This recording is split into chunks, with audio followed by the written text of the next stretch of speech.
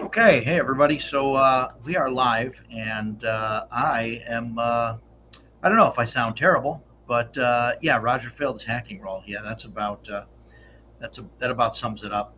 Um, I don't know. My mic stopped working. I think it's a problem with my audio interface. So I don't know if I got to get a new one of those or what. I tried a bunch of different things, so it didn't work. So that's that. And okay, great. It is bugging the hell out of you, isn't it? Sorry, it is that, and I just got an Adobe pop up thing that said that my unlicensed Adobe app has been disabled, um, which I don't have an unlicensed Adobe app, so um, Your channel's under attack. sorry. No, it just popped up a thing. I don't know if it's like real thing or if it's bullshit, but I know like I've been using I've got a version of Adobe Pro from like I don't know 2005 or something. I mean it's like Adobe 7, and I've been using that for a while. So maybe Just want you to buy the new one. Yeah. Well, they want you to do the subscription thing. So yeah, there you go. Failed the hacking minigame in Fallout 4. I don't know what that is. But It is not difficult. What? Come on now. it's difficult. Well, No. maybe it would be difficult for me. No. I don't know, but here I am. I can't hear myself talk, so that's a little weird. So, yeah, I don't know. I can hear everybody else though fine. So it's great. It's a little weird. I don't have the microphone here to protect me. Oh, but if I do this, I can hear myself. See, that's what's weird, right? This is going through my audio interface, and I can hear that. So it's somewhere between there and the computer. It's Lord. Bugging the shit out of me. Yeah, it did. Hey, listen, you voted to be more technologically oriented, do more tech talks and all that stuff. So You're Anyway. getting what you're paying for. anyway, Which is if I do this, I can hear myself because it's still going through the audio interface. I tried changing the cable and everything. I don't know what. Anyway, and it's not my hub. Anyway, I don't know. I'm gonna try not to talk about it anymore. But we know that's never gonna happen. If I sound bad and I need to drop and let these guys take over, let me know, please. So, yeah, no Mike today. Mike is a little bit busy this week. So he had some things going on, said he wasn't going to make it. Dan is going to jump in. He's going to be in a little while later. So Joe? the files are in the computer. Yeah, the files are in the computer. So that's great. Anyway, so if there's too much background noise or whatever, please let me know, because I hate to be the guy that's streaming that has a ton of background noise and other bullshit going on. So No, we already told you the audio is fine. You sound a little hollow, but it's not a big deal. There's no echo. There's no background noise. Relax. yeah, Just no go, mic, man. no mic or mic today. That's right. that's Where where the we're at. mics? So no mics. So yeah, wow. So it's been a busy week. This week flew by for me. I don't know why. It just things have been. It's only Tuesday. No, I mean since last stream. All right. Last stream. So yeah, so that's what I'm using now as my webcam mic. This mic doesn't. The only reason this mic is here is because it's playing into my ears, but it won't play on the stream. Don't know why. It's not. It won't pick up in anything. I tried other software. It won't pick up in other software. So it's only going through the audio interface. I don't know if I got to reinstall drivers or something for it, but it shows up in the list. So yeah, no. So it's been a busy week. This seems to have like flown by. Like I think we just did this. Like it felt like a couple days ago for me anyway. I don't know.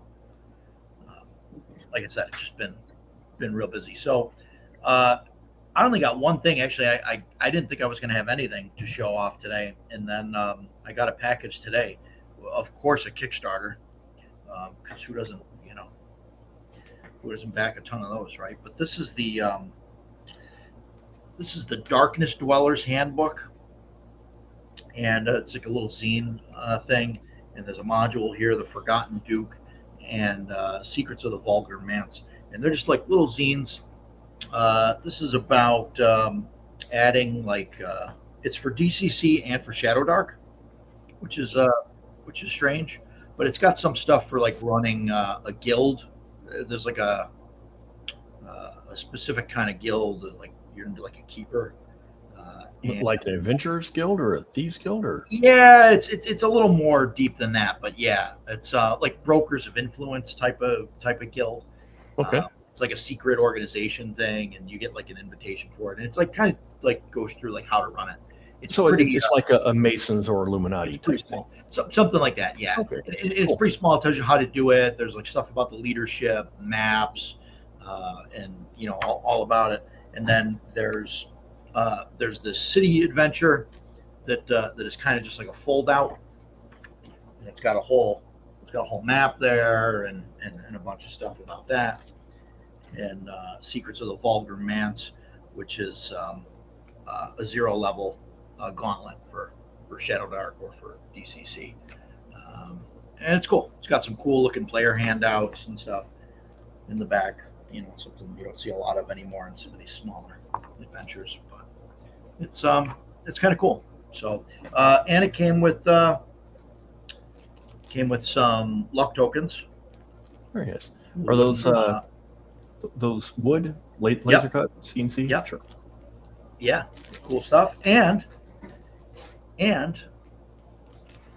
some temporary tattoos Oh boy. in case everybody wants to be like initiated in. Like you can, you know what I mean. You pass them around. It's got the instructions how to apply temporary tattoos. Yeah, fun stuff. So you can actually role play out like, hey, we're all in the secret society together. That's pretty cool. I like it. So kind of neat. Yeah. So that's that showed up today.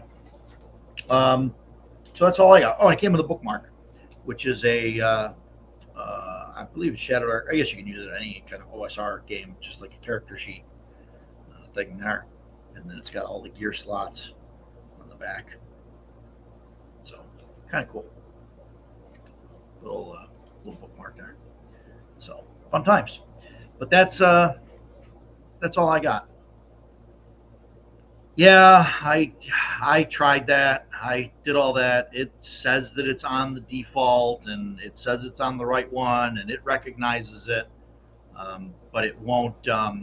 Nothing in software will recognize the microphone. Like I can't. It doesn't hear anything coming out of it for some reason. I don't know why. Like I went into Discord and went in and test the microphone there, and it shows up as being the right one, and it doesn't pick up. It's just, sorry, we can't hear you. I'm not muted and anything else. I mean, I tried all that stuff. So not that secret if you have a tattoo. Well, it's a secret tattoo. That's the thing. Andy, hey, you made it for a minute. Thanks for stopping. It's good to have you. Sorry that the few minutes that you did have to suffer through was me ranting about my microphone. Well, he'll listen later. Andy and I are collaborating on a Shadow Dark character sheet. Oh, fantastic. And it's actually been a lot of fun. I don't remember. I think he messaged me and said, hey, I'm making a Shadow Dark character sheet. Take a look. I'm pretty sure that's how it started. Take a look. Tell me what you think. And I love the font.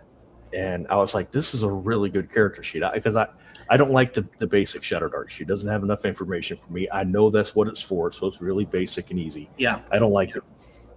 Andy's was 2 pages. And I was like, oh, this is much more my speed. So then I ran it through Adobe Pro and made it form fillable, and I moved stuff around, and I was changing some of the stuff, sent it back to him. Hey, tell me what you think about this. So for the past, I think, week and a half now, we've been going back and forth using email and Facebook Messenger, going back and forth with this thing. So I think we're getting close to a final product. It's been a lot of fun. Yeah, fantastic. And is that something Yeah. that's going on like it's going to go on drive-through for free or something, or is it? As a matter of fact, Andy and I very briefly chatted about this evening. He asked if I thought it was good enough that we could put it up on drive-through, and I was like, absolutely. I think it's a great looking sheet. I have to finish doing the form fillable part, and then he and I'll decide whether or not we like this final form or if we want to move stuff around. But so far, I'm liking it. Yeah, and it's and Andy put me as the co-author on it, but I mean honestly, it's 99% him. I'm just doing the form fillable and kind of tweaking it here and there, but he's That's doing cool. the majority of it. So yeah, but it's been cool. I've been really happy doing this. It's been pretty fun. So Yeah, no, that's awesome. It's a good time. No, that's fun. You get anything else? You get anything this week? No, I don't think I did, and I'm in a hotel right now, so I Yeah, don't have any of my stuff on me anyway.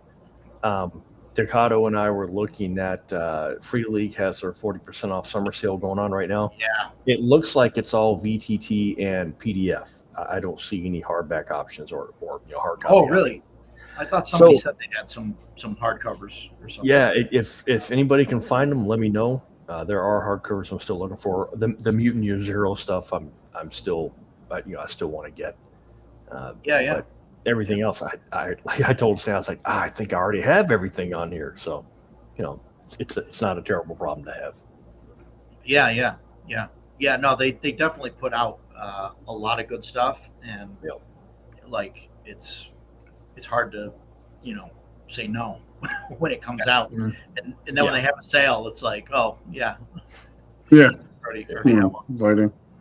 So yeah, it's interesting. So fun. Stan, how about you? You got anything this week? I did. I got a couple things. I was working at Crossroad Games through the weekend, so I got free RPG Day stuff, which was nice. Oh, that's right. That was this Yeah. weekend. Yeah, I got this, the Pirate Borg Adventure.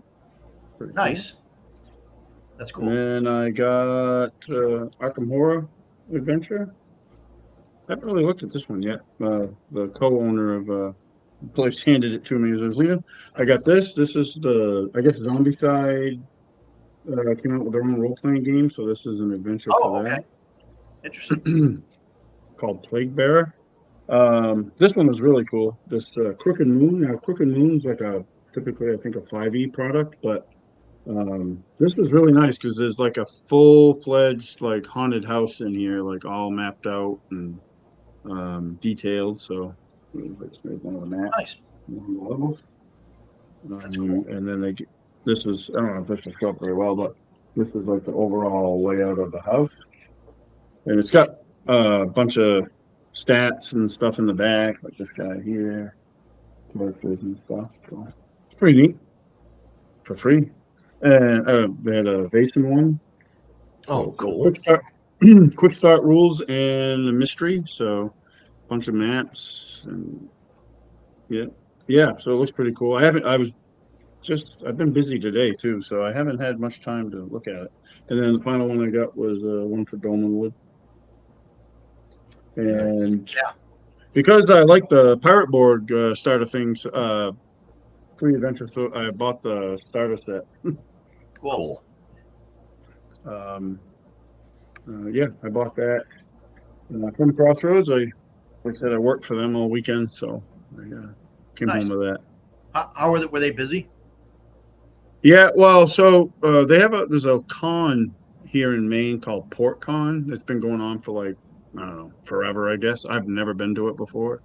But Crossroads has been there from the beginning, so I helped work their okay. booth for the weekend. Is that the one that's in like a shopping plaza or something? It used to be. So it used to Okay. be in South Portland, and like everything except the gaming was in the Towers Hotel across the street. There's two round towers. Right. And then But then you had to like The walk gaming- across the street or something. the- I remember looking that up, and I remember seeing it, and it was like a small convention, and I like they showed like a map, and it was like here's the hotel, and then here's the gaming, and there's like dots, like yeah. the Indiana Jones map, like dots. Yeah. Like going, like across the street, down in front of the plaza, and like down here, and I'm like, oh, that's terrible. So this year they were in a new location. They were at the Holiday Inn in Portland, right across from the Civic Center, and Nice. everything was in the Holiday Inn. It's a pretty big convention. There's probably a couple thousand people that come. It's pretty big. Oh wow. I'd never been. I mean, it's not. It's mostly like for anime and stuff like Oh that. okay.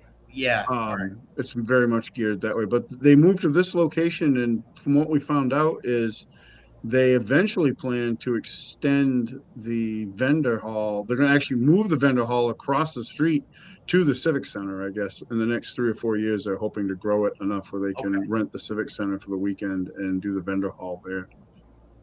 Wow.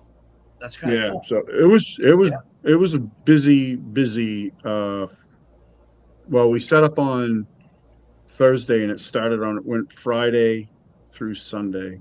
And the vendor hall was Friday and Saturday. It was from 11 to 7, and then Sunday 11 to 3. It shut down at 3 o'clock.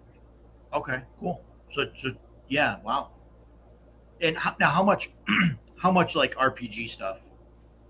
So we brought a big hodgepodge of stuff. So we had Magic and Pokemon and stuff like those cards were like we had a table set up in the front of the booth, and it's basically like these bins, and you could thumb through them. They're like dollar cards or whatever. There was never not anybody there. There was always somebody there. There was people there that were like digging for 15 minutes with people waiting behind them. So we had that, and then we had like little simple card games and different. I don't know card games, so my knowledge on that's pretty limited. We had different board games, and we had role playing games too. And that was kind of my area because Yeah. I don't know. I don't play Magic. I don't play any of those card games. So, and I was pretty impressed actually. I don't know as if we actually sold any of the 5e core books we brought, but I did sell Old School Essentials. I sold Nice. World of Warhammer Old World Game Master Guide. I sold Shadow Dark. Actually sold a few copies of that, and so Wow. it was. And I talked to this young girl. She was looking for a D100 that was, just a 100-sided die. And I was like, "Oh, what are you using that for?" And she's like, "Oh, I'm going to run Call of Cthulhu." And I'm like, "Fucking right." Yeah. I was like, man, I kept saying to my friend Chris and Brendan, who own Crossroads, I kept saying, I'm like, every time some person would come in and buy like an OSR style game, I was always like, my faith in the hobby is just that more redeemed, because it was all, for the most part, it was all like young people doing it, younger people. Yeah, Matt's the store closest to me. Did that free RPG day, 20 people in line, 10 a.m. Wild. Way less stores did it this year than the last few years. Yeah, I don't know what it was like this year. If they just didn't get like advertised as much or pushed to the stores as much, but it seemed like there were way less stores, and because of that, the stores got more stuff, but they were also a lot more packed, from what I heard. Like I didn't try to go out; I was like, forget it. But I actually got some miniatures too from Free RPG Day. I think they go with the Crooked Moon stuff. Cool. Or Ravenloft, maybe. Well, one of them is definitely probably from Crooked Moon. Todd, friggin' pumpkin with a. Todd played DCC for the first time at RPG Day, so that's cool. Yeah. Nice. Did Ravenswood do Free RPG Day? No, they did it last year. They didn't do it this year, so I don't know if they missed out or.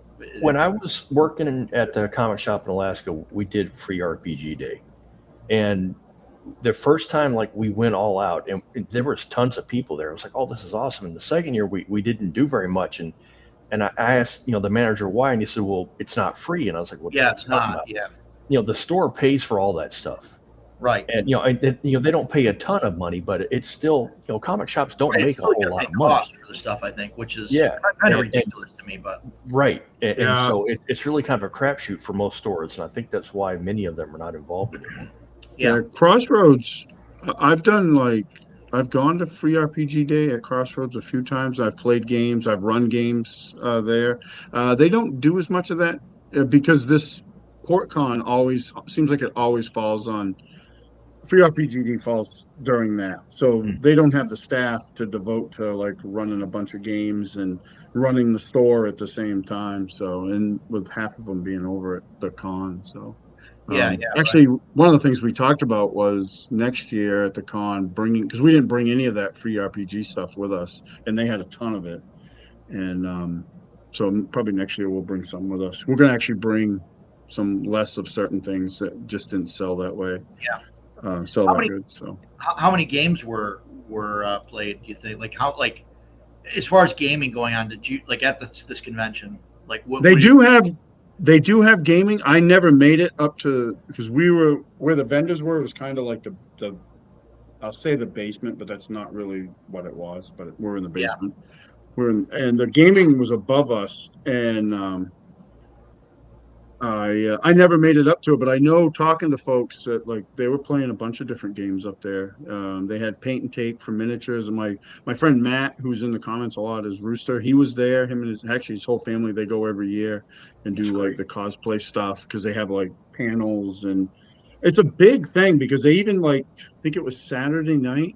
There's a club like a couple blocks up called Aurora, and they have a dance specifically for the folks at the con. So they all go up there Oh, cool. like in full, and I like the cosplay stuff. Like I've watched tons of videos on how to do that stuff, and I always just found it. I find anything building fascinating.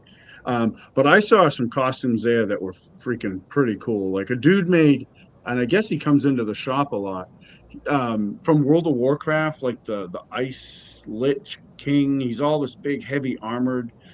That guy made that entire costume that he had, and it was badass. Like, and I was like, holy crap, that looks really cool. I don't Yeah. remember. I don't remember which con I was at. I think it might have been Emerald City, Seattle, and there was a girl walking around in power armor from Fallout, and it was freaking huge. And like she was walking around, and it looked heavy. It like when she was walking, I was like, wow, that's really power armor. And she took her helmet off, and she was like 5'2". So like her legs were all Right. like she was on stilts. It was absolutely amazing. She built it all herself. Man, the people that really put effort into that stuff, really incredible. Yeah, that's the one, Todd. Yeah, Athros. It was. I wish I'd taken a picture of the guy, and that was cool too. Like I was sitting there, like where we were. You could go out of the vending hall, and there was like a handful of like comfortable seats, and we would eat our lunches one at a time because it was so busy. We never shut down the whole time. So I'd go out there and eat, and a bunch of the guests are there, and there was this young girl sitting there. I don't know what she was dressed at. She had a really cool like costume, and these two other girls come up, and like one of them asked her, "Hey, can she get a?" She was too. The other one was too shy to ask to take a picture. Um, which I thought was really cool. And I saw that happen a lot. My friend Matt was in full costume, and I was shooting the breeze with him, and somebody come up and asked to take a picture of him. And I've even seen pictures of him posted on Facebook from other people that were there. So that was neat. That was neat. Yeah, Yeah. the people that do that stuff, the cosplay, and I'm sure that the 10 people that are watching this already know this. They want you to come up to them and talk to them about it. Most of them are so proud of the work that they put into that, and it's really cool when somebody walks and says, "Hey, can I get a photo with you?" They ask, my wife and I have Renaissance outfits that we wear to one of the local Renaissance fairs. They look amazing, and people will compliment my wife all the time on her hat and her mask and all this stuff, and she gets the biggest kick out of that. So yeah, don't be shy. Walk up and ask if you can get a photo. The answer is always yes. Yeah, usually people with the cosplay, like they're used to that, and they're Mhm. fine with it, so long as it's not so long as you're not a jerk about it. Sure. Yeah. Whatever. That has to be said. I hate to say it, but like Yes. like don't bother people. Like other than like harassing people, but like ask people if you can take a picture. Don't just like jump in and grab them. And Yeah. I hate that has to be said, right? Like Yeah. it's just like be Yeah, a reasonable human being. Yeah. When Yeah. you and I go to PAX, PAX Unplugged, Yeah. there's a sign right out front that says "Cosplay is not consent." Just Yeah. because They had that there. doesn't They mean had you get that there. slapped on the ass. How sad that you Um, have to say that.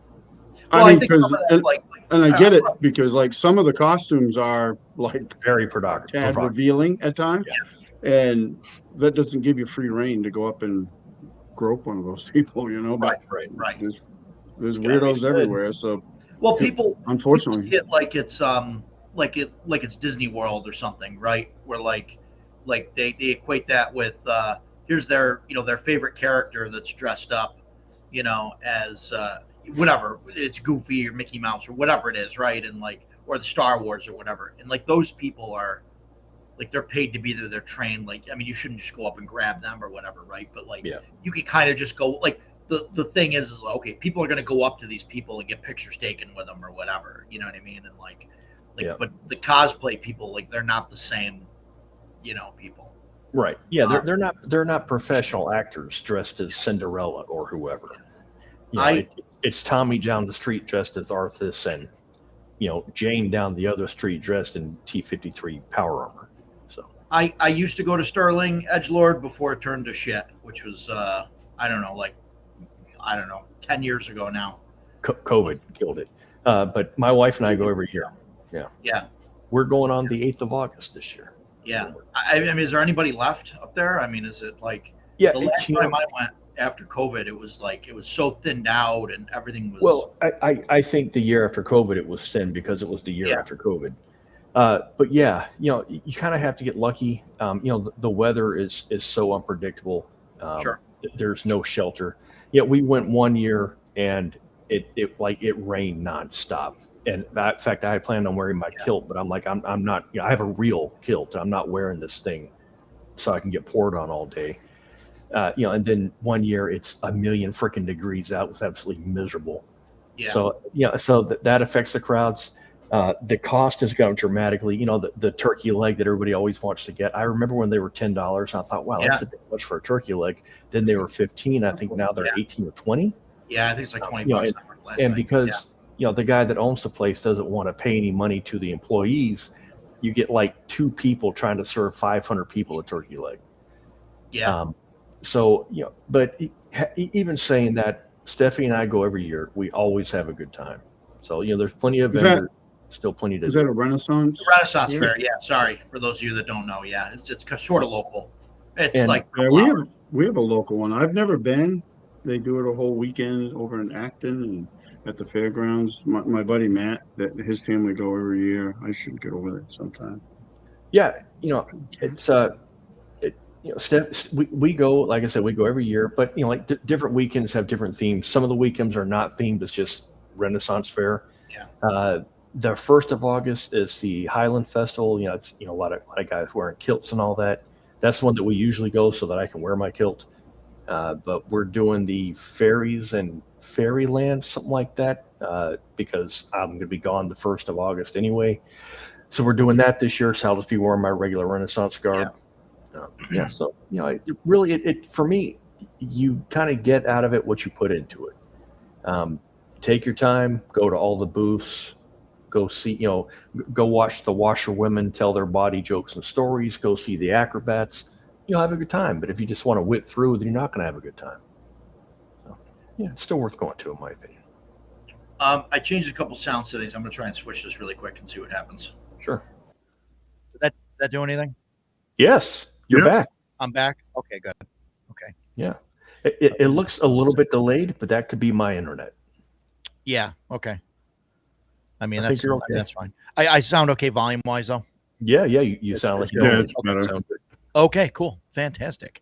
Yeah. I'm glad that's like a weight off of my fucking shoulders. So I'll see if I close the fucking sound setting thing if I all of a sudden disappear.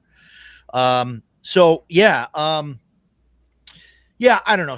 I got to try and go back to Sterling at some point. There's a lot of things that turn me off about the place. Just from seeing some of the stuff from the back end, the way that the previous owner ran things, and then and the new owner kind of kept continuing with. I mean, there's people living there in camps, basically. Yeah. And they're like the workers, and they're, they get like free admission, but they, hey, you get to live here and you work here, and that, and you get paid with admission and food. Yeah, but a lot of that is by choice. Those Right, guys are right, they're basically gypsies. They go from Renaissance Festival to festival, and, Yeah. and that's how they live. I think that's kind of badass, really. If I were a younger person, I think that's cool. Sure. Obviously, it's not for us, right? It's for the teenagers, the 18, 19, 20 year olds or whatever. Yeah.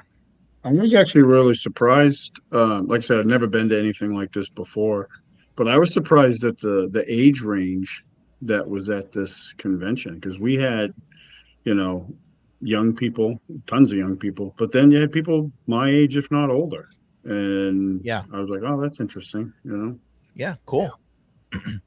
So Dan is here. Hi guys. And Welcome to the party. Welcome. Sorry I was late. My sister evicted a small human from her body this afternoon, so I was visiting Oh. that tiny human. Oh, was on purpose or Yeah. okay. Nope, she just stuffed it up there with a freaking eyedropper and oops. 9 No, months I later. meant like, was this a planned day for? Yeah, it was. It just took a bit longer than anticipated. So I'm gonna speed run the intro. This is the cool stuff I got this week. Yeah, there you go. VX Advanced Bestiary Volume 3. That was a Kickstarter. It just showed up. Cool. So oh, that's cool. Yeah. This was an eBay purchase that I've been wanting for a while. Oh, really? Yes, because I missed the Kickstarter. Oh, And there's only 200 of these, and one showed up. really? And I bleary-eyed purchased it at 3 a.m. when I had to wake up to pee, and I got an email from eBay saying, by the way, this showed up. So I went boop. Wow. Yeah, There's only 200 of them. Yeah, I got 120. Oh, you can't see the silver. I got 120 out of 200. 120 out of 200. Yeah. Nice. So because I love me some white box. I don't know where mine is. Yeah. If I'd known you had it, I would have stole it while I was up in Utica. No, Paul, I think the size thing, I think Roger planned on talking to the different sizes. Oh. I think I thought because he made the show Size Matters, he invited the fat guy, so that's why I was here. No. Yeah, Paul. Sorry. No. We started talking about conventions and stuff because there was it came up, this weekend. But no. We the size thing that I wanted to talk about was obviously book sizes. That's what I wanted to. Oh yeah, I got opinions. Gen Con, Paul. That's a great point though, right? Like, and this goes back to like what I've said before. Like, I go to small conventions to game. I go to big conventions to shop. Yeah. And I do exactly that. When I go to PAX Unplugged, and I mean, you can ask Jason. Jason's been there with me. Like, I will go through the exhibitor list and I write down like their booth numbers and like what it is that I want from them or like that I'm looking for or, or any of that. And it's like, okay, here's all this stuff and this is what I want to do. And I got to grab this and talk to these people about this. And like, it's so same thing. Like I figure out this is, that's everything I got to do. So that's, like, I understand like Gen Con, man, I feel that if I ever went to Gen Con, I mean, it's on my list, right? I want to go at least once, but if I ever get to Gen Con, I don't think I'd be able to do any gaming. Like, I think I would spend, because I think there's so much going on in the exhibit halls or, with the exhibitors that I would spend just all day doing that. Also, last summer, Gen Con was like 85,000 people. That's why I'll never go back. Which is insane. Well, right. I'll never go. The last time I was at Gen Con, it was in Milwaukee in the 90s. I'll never go again. Right. So, Todd, what was Todd looking for? He was looking for. He was looking at the BX Advanced Bestiary book. BX Advanced Bestiary it's on book. Saber Games and Cards. Let's see if that works. Yeah, that goes right to Todd. I don't know. So these just got shipped, so they might not be on that website yet. Yeah, they might not be on the store yet. That's where Todd keeps all his overstock. So, but they're I think good books. I saw it, and Twitch. Somebody told me I should start adding Twitch to the stream, and so far the only well, that was Twitch Jeff, viewers I get and he's are a fucking bots. idiot. So don't do that. Love Jeff, you, Jeff. if you're out there, hi Jeff. So anyway, I've got some news, some stuff that I got to announce. I was waiting for Dan. Oh, thanks. Actually, not really, but Okay. I was just waiting for us to get done talking about new stuff. But couple things. I had a wonderful conversation. This is probably actually the real reason I didn't get out to Free RPG Day. Saturday morning, I had a wonderful conversation with George and Dave from Emperor's Choice. So mostly George. No, come on. Never would have guessed. But we had a great conversation, a long conversation. They're going to be sponsoring several, well, I don't know about several, a handful at least of YouTube channels, and they want to push out some new stuff, and so we're on the list. Nice. So that is no surprise, but I'm still very happy to hear it. Yeah, they're gonna send us some stuff that we're gonna give away. We're working on that stuff. I'm trying to get them to limit some of the stuff that they send out, but no, they're great guys. They want to send out a bunch of stuff, and trying to work with them on that as far as like a schedule and when things are getting released and when we should do all that. But so they're gonna sponsor the channel and sponsor the show and stuff, and so that'll be cool. So everybody should go and shop Emperor's Choice, which is just empcho.com, and they have got some stuff coming. They have got a new box set, a new Arduin box set coming, and because they just did the Kickstarter and they don't want anyone that got that box set to feel like slighted or whatever because it's a new kind of version, they're giving them a heavy discount on that. So like right now it's discounted pre-order, I think for 60. I think they're 160 65 right now. Yep. And I don't know if they've 100. I don't know if they've released the price yet publicly for what the Kickstarter backers are going to get, but sometime in July they're going to do they're gonna release that. 65. It'll be less than 65, a lot less than 60, like a surprising number less 65. Right. And that's going to go out to all, I believe, all the Kickstarter backers from the Portal to Adventure. I don't know if they're limiting that to the list of people that just bought the full box set or what, but yeah, of course, Paul. Why wouldn't I? Well, I don't. Sure. So yeah, so there's that. So we're doing that. The other thing is game day. That's up.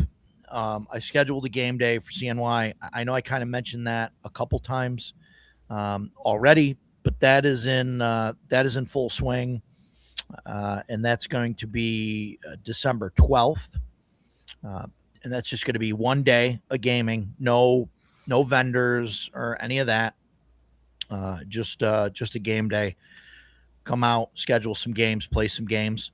And Dan and I have kind of been working on some stuff. So it's kind of twofold, but with the convention, I've been trying to figure out what I want to do as far as like helping a cause or something like that, right? With the convention.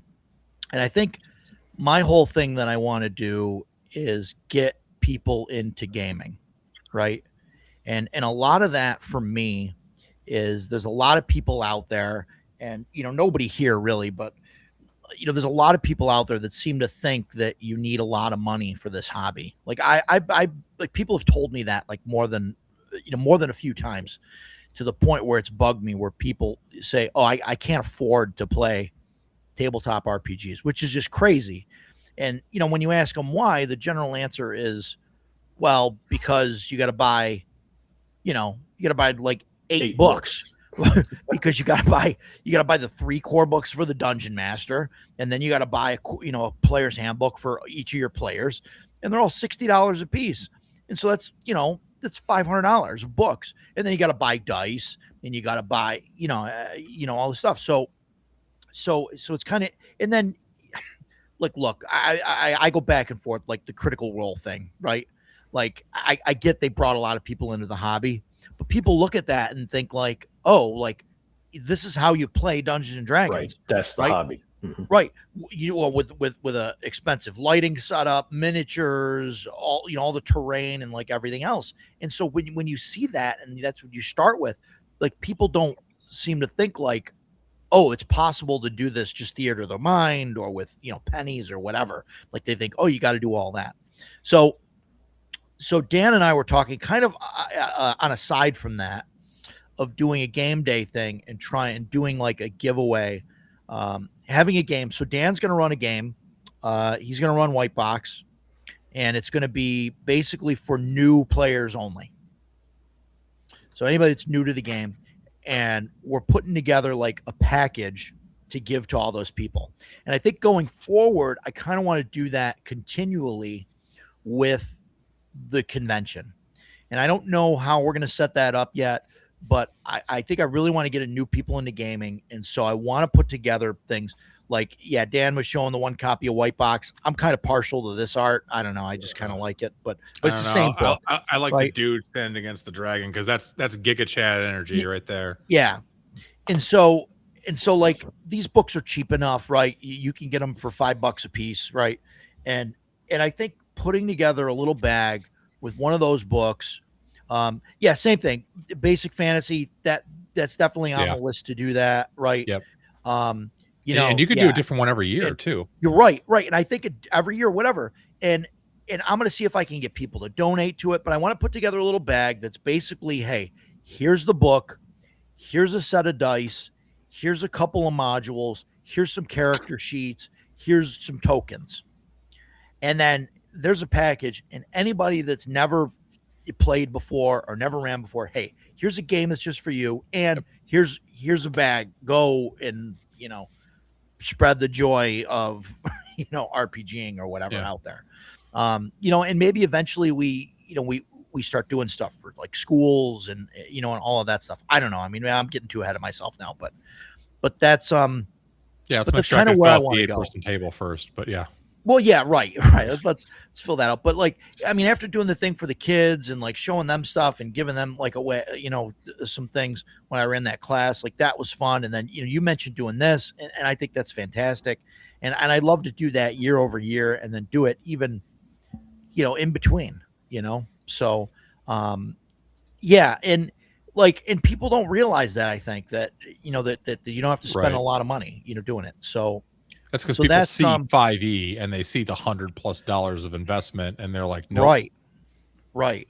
And we definitely want to show people that they can have a good time without spending, $500. Right. And as much as I'm happy to crap all over 5e, it's also people like us that cause that problem. Every week, what do we start the show with?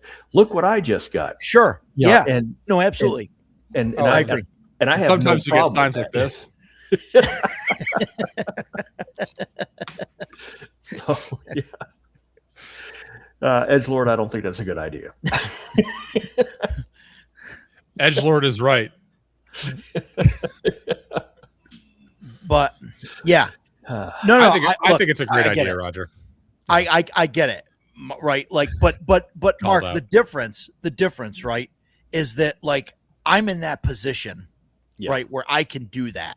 Like if I want to spend a ton of money on terrain, like I can do that, right?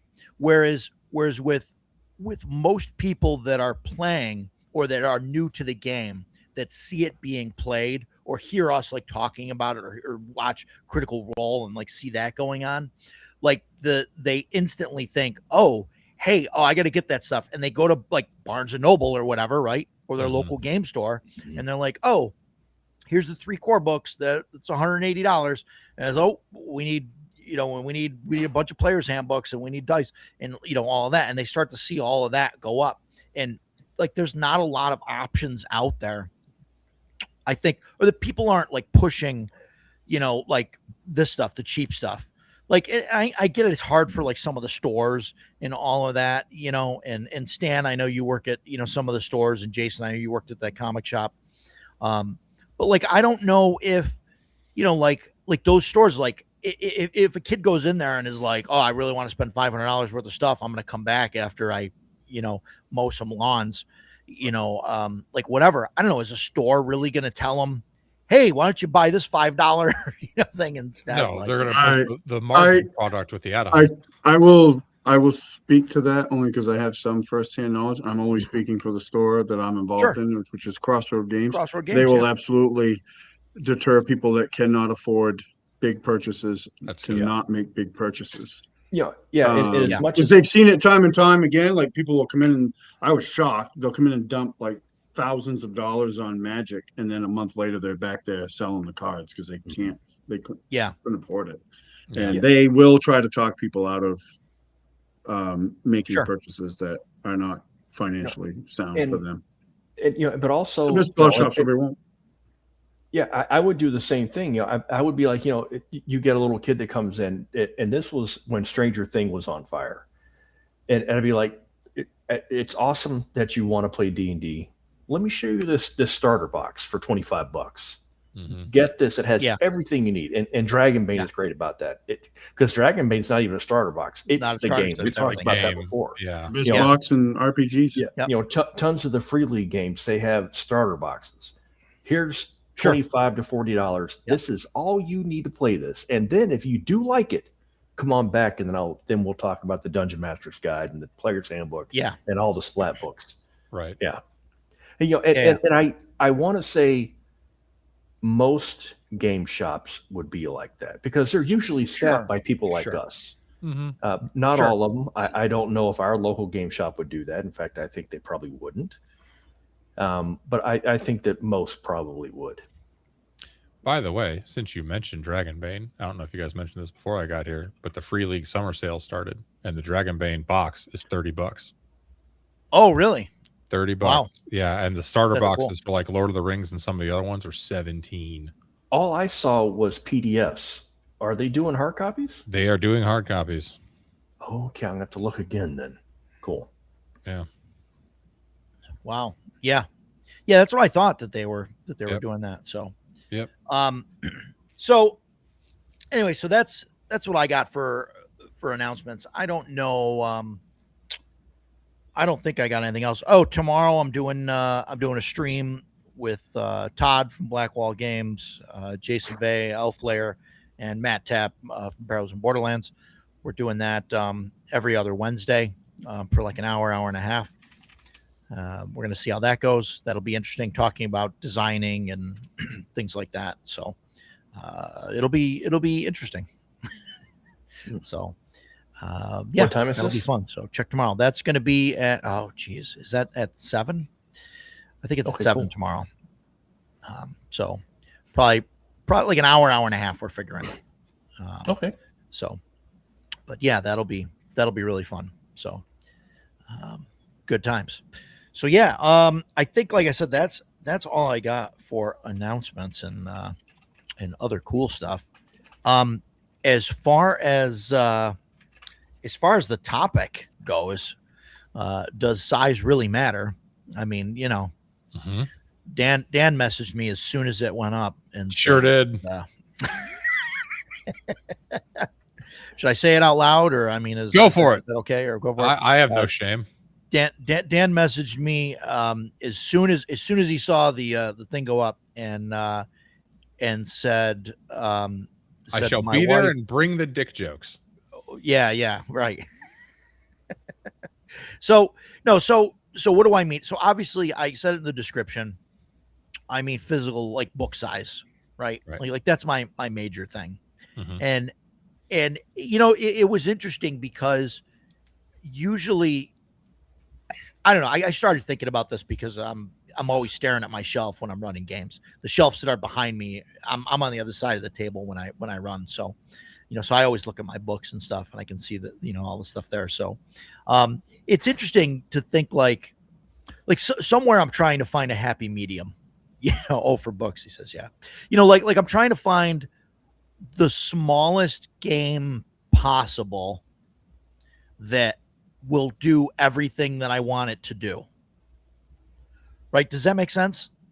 Mm-hmm. Yeah. So like I definitely want, like I don't want to run something like I considered running Axe, right? Adventure Conquer King system. I think it's a great game, but I think that it's too rules heavy for what my group would do. Like there's too much there, and I think it would, people would get lost. So for some of the players, yes, well, for some of the players, not you. I mean, obviously, you know what I mean. Obviously, I mean, there's some people. Obviously, you're more inclined to take it and run with it, and and go with it. But it's good. In Edgelord, no, I'm not going to be all praise on Shadow Dark here. But so like, so like that's the thing. So like Axe is like too big, right? Now, Dan, I'd imagine, would say, well, in that case, play Hyperborea. Now, I like Hyperborea. Now, I do. For like brand Hyperborea. New? It's on the list. Or, yeah. Right? Or like convention games, or like what's the I'm talking about for my just, home game. Just for your home game? We could for like a campaign, a campaign game. Yeah. Well, we'll talk about just keep the one shots so and stuff later. Be the true Hyperhorian I am. Yeah, and like to Jeff's point, like, it depends on value, right? Like, and so, so I started looking through my stuff, right? And so obviously we have things like White Box, right? And I mean, I think this is great. I think you can run this a little while for a campaign. Oh yeah. But I think, like, I mean, I could run this forever for a campaign, but there's some players, especially if you got the big boy version. Well, right. Yeah, but that's a different animal now. It's a bigger book. Yeah. It's a bigger book. There's more rules. There's more stuff to it, right? I mean, it's like you're comparing like to OSE or whatever. You've got, you got more and more things. So like this is fine, I think. And I can get a long time out of this, but there's a lot of things that aren't in here that I think a lot of players will get, that'll get, there's not enough there. There's not enough meat on the bone right there for them. So you have to find something bigger. And so, like, I mean, I've been, obviously I've been running Shadow Dark, right? Here comes the Shadow Dark praise, right? And, but like my thing with Shadow Dark, I like the size. I think it's great. I think that it's fine for short campaigns to medium length campaigns. I don't know where this is going to end up in a year, right? And I think the only way that Shadow Dark lasts a year is because it's no longer this book. It's not this size. Like, I like Shadow Dark because it's this physical size book, and it's great. You can carry it around. The rules are simple, right?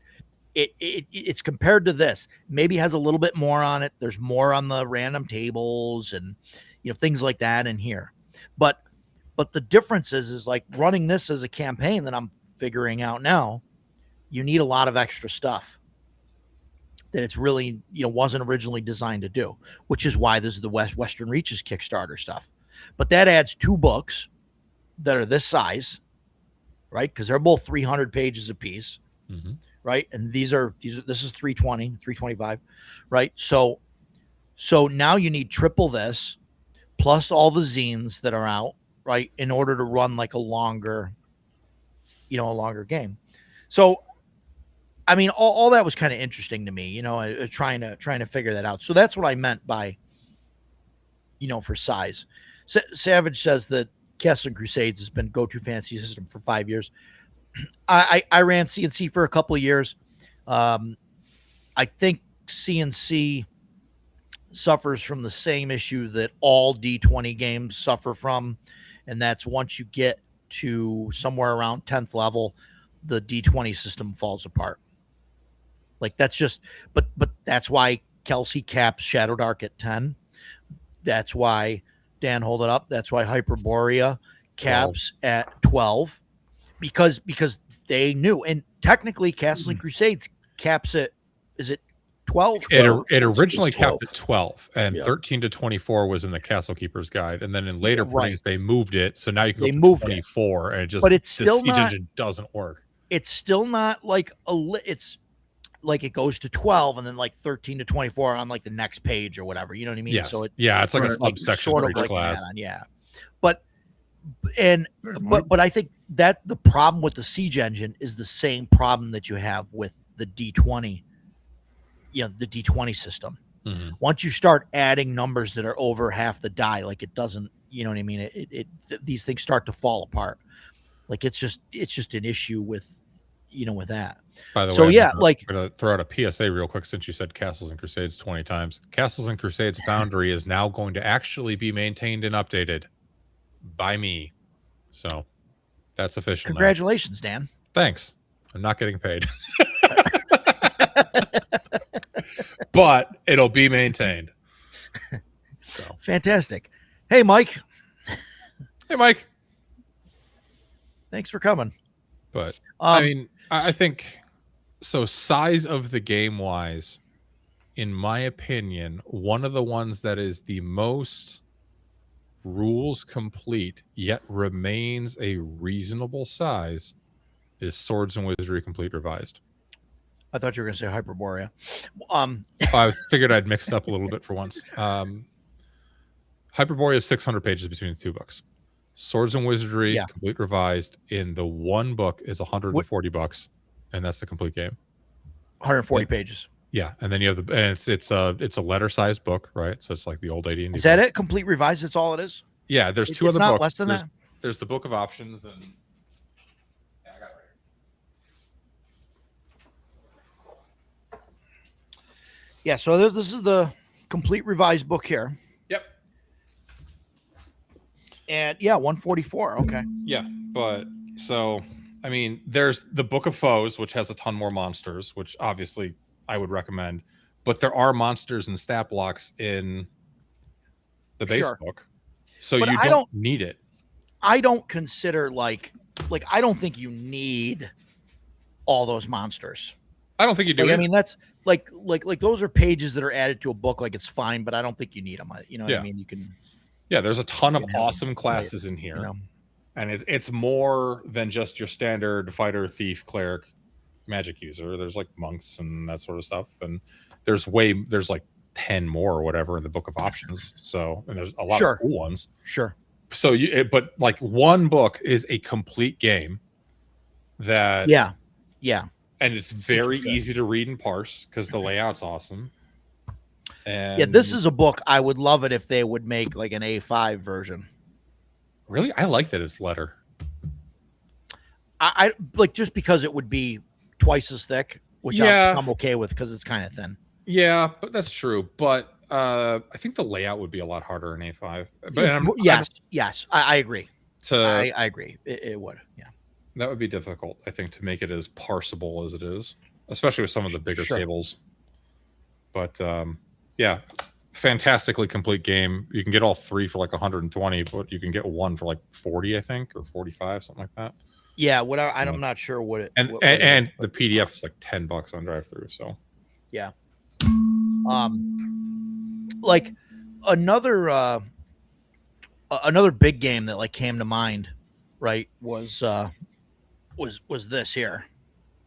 And I agree, Mark. Now, I like this. I like DCC, but I don't think that it's great for a campaign game. I mean, I like it for one shots and things like that because mostly because of the magic system and all that, it can get crazy, and I think some of that's cool. But like the book, there's a lot of stuff in here. Yeah. For just like a one shot, which is where the issue is for me, especially talking about size. Do you guys like funnels and gauntlets? I do. I enjoy running. I don't either. I did one funnel playing DCC. I have no desire to do another one. Yeah. I enjoy running them because you get to waste a lot of characters as the DM. That part's fun, but playing in them, I was like disinterested 20 minutes in. And that was me. I think I've done 2 funnels with Roger. And the first time was my first time playing with Roger. It was my first time doing DCC. I didn't know anything about it. So I made 4 characters, and I made 4 characters. And at the end of it, I was like, wow, I wasted a lot of time. I basically wasted 75% of my time making 3 characters that were doomed from the start. So the next time we did it, I just rolled 3d6 down the line, didn't give a crap about anything, and I named the characters 1, 2, 3, 4, because that's what the funnels make me feel like. This is completely pointless. As a matter of fact, they died. And, again, this was early on into Rogers and my friendship. He's got a little rubber stamp thing that says dead or killed or something like that. And he went to stamp it, and I was like, what are you doing? And he said, oh, for him, it's part of the joke in DCC.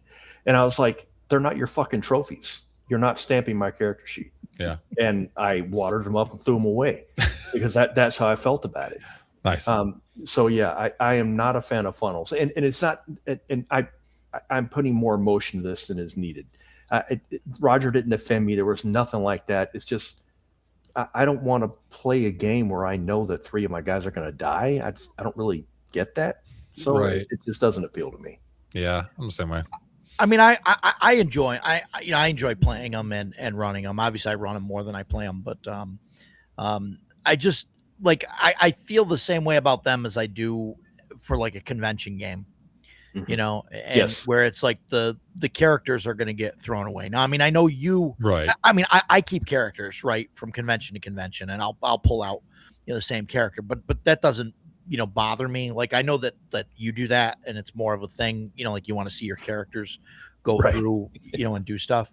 Yeah, I don't know. Those probably aren't the words that I would use, but Guys, I'm really sorry about the ridiculous glare coming in on my thing. I'm in a hotel, and there's a beam of light coming through, and no matter what I do, it won't go. The way I look at it, Jason, God is shining down his approval on your Angelic opinion halo. that funnels are dumb. So my opinions are right for the rest of the show. So yeah, but God now, is right that Jason is right. But now, having said that, right, like Shadow Dark has the gauntlet thing. And yes. I don't do that. I don't do that. It doesn't feel like it's right. I don't know. It feels strange to me, right? Like in DCC, it's fine because it fits like the theming of the game for me. Whereas it doesn't in Shadow Dark. For me, obviously. Yeah. To do that. So con game, sure. But nah. I wouldn't even play it at a con game, and I go into every con game thinking my character's gonna die. But I wouldn't sign up for a funnel letter. You wouldn't play a funnel? Why is that, Stan? I just don't enjoy them. Like, there you go. I mean, they were okay. Like I said, I've only done one, and I was like, okay. Yeah. And then I have zero desire to do another one. Yeah. No, I hear you. I mean, a lot of people aren't like, they don't want to like throw, people at the thing knowing that they're gonna, the character's gonna get killed doing the thing or something. But I don't know. I mean, I enjoy it. I mean, I enjoy running and I enjoy playing them. Yeah. So because I always put too much thought into this sort of nonsense. I think for me, despite the fact that it's DCC, which is, there is nothing about that system that is supposed to be taken seriously. Mm-hmm. You're supposed to be just like going for the ride, and I get that. But with a funnel, say you've got 5 people sitting there playing the game. That means there's 20 people going into whatever this death trap is. Yeah. Who the hell's going to do that? And that's why I'm like, I can see 5 young people that are like, either we're desperate or we think we're tough enough. This is our chance for fame and fortune. 20 is like, what was that Korean show that was on Netflix that was so big? Oh, yeah. So you all know what I'm talking about. Yeah. Squid Game. Squid Game. Thank you. Yeah. Okay. Yeah. There's 100 people that are like, well, 99 of us are going to die. Dude, go get a job. What are you talking about? So that's kind of like my mental beef with the funnels. I don't understand why anybody would want to do that. And I'm going to say that you're right. You're reading too much into it. Yes, I am. But we all know how I am, man. I can't change that. So. Like for me, like I understand what you're saying 100%. Like I do, right? Like, and if you're looking at the mindset of like, hey, why are these 20 people lined up? Like like I reminds me of playing Lemmings, right? The old video game. Yes. You know, it's like, why are these 20 people lined up to basically just fall into the meat grinder? You know what I mean? Like they just keep coming out. Like, yeah, oh yeah, sure, yeah, Yeah. we'll go, we'll get there, right? Like it seems like something like goblins would do, right, or something like that, where you just throw more people at the problem. But I just kind of like look past that and like, try and say, okay, I'm just going to have a good time here. And like, and it makes it easier for me when I have like 4 characters that all have like 2 hit points or whatever it is, right? That are all kind of crap characters. It makes it really, really easy for me to say, hey, yeah, there's a suspicious looking statue. Like, yeah, I'm going to go climb on top of it. Or, oh, it's a door. Yeah. Oh, I'll kick that door open. Or, oh, what's that thing that's snarling in the corner? Yeah, I'll go pet it. Like, and for me, like that's, and I mean, I'll do that in con games anyway. But like, if I have 4 characters to do that with, like, it makes it easier for me to do that because I'm like, oh, well, certainly true. Yeah. George is going to go and try and jump this pit trap and, whatever. And it's like, George plummeted to his death. Well, Fred's going to do it now, or whatever. That first funnel we did was for Un-America. And Doc was my surviving character, and I ended up playing him the entire campaign. And he's one of my all-time favorite characters. I love playing that dude. I had a great time with him. Yeah. So but I still don't like funnels. But I do understand what you're saying. I agree that having knowing I'm sitting down at the table, I've got 4 characters. If 3 of them die, I'm still sitting at the table playing. So that is good. Yeah, no, there's definitely a specific mindset to the, to a funnel, which is why I think it works in DCC and not in Shadow Dark. Yeah. Like I wouldn't do the gauntlet rules in Shadow Dark because it just seems, I don't know, it seems like too ridiculous. Like I feel the same way you feel about it, Yeah. It's like, it's because it is. There you go. Yeah. That was one of the things that kind of put me off a little bit about Shadow Dark. I don't know how my players seemed all right with it, but like when I ran Shadow Dark, I mean, it was a friggin' meat grinder. Like, we had I think we had 6 sessions with 6 character deaths, and one of my players owned 5 of those. Like, every session, his character was just getting murked, like every session. And I was just kind of like, and I kind of went into it like the idea maybe this will become like a more long-term thing. So I'm like, you're not building a foundation to a game there. I mean, we had one character that was like, ended up being the OG, like he was the original character played. Everybody else, with the exception of my son, who came in late, went through characters, and it's just like, When we first started playing Shadow Dark, our group had a very similar experience, and I almost to the last. I was seeing the same thing that happened in Basic Fantasy and C&C. The players were doing the dumbest nonsense possible, and then surprised when they got killed. What do you mean I'm dead? What do you, dude? You just walked into a room with 5 monsters by yourself. What did you think was going to happen? And and we've talked about this ad nauseum. Everybody's got the 5e superhero character syndrome. And then when they play a slimmed down version where your character is not superheroes, they're like, oh, I'm a little more fragile. I don't think recently, I don't think we've had any characters die. We've become much more cautious. At least I don't think so. I mean, we've had some people get knocked down. We've had people dying, but the graveyard full of PCs has not had a contribution in quite a while. So. Yeah, and I think that's something to be said about Shadow Dark too, where you're not just like dead. Like Basic Fantasy, you hit 0, you're dead, right? At least like in Shadow Dark, there's a chance that, like, it doesn't matter. One, like if you go to -20 or whatever, like, you're at 0 and you have so many rounds. 1d4 rounds. Yeah. So that there's something to be said there, to help with. The dying thing. So, but yeah, so, but back to the topic here, like size wise, like I really don't think there's a huge difference between like these two, right? Like content wise, like, I mean, there's more random tables and stuff in here, but as far as like a game, like I think there's the same amount of game in both of these books. I mean, I would say the same thing for Basic Fantasy too.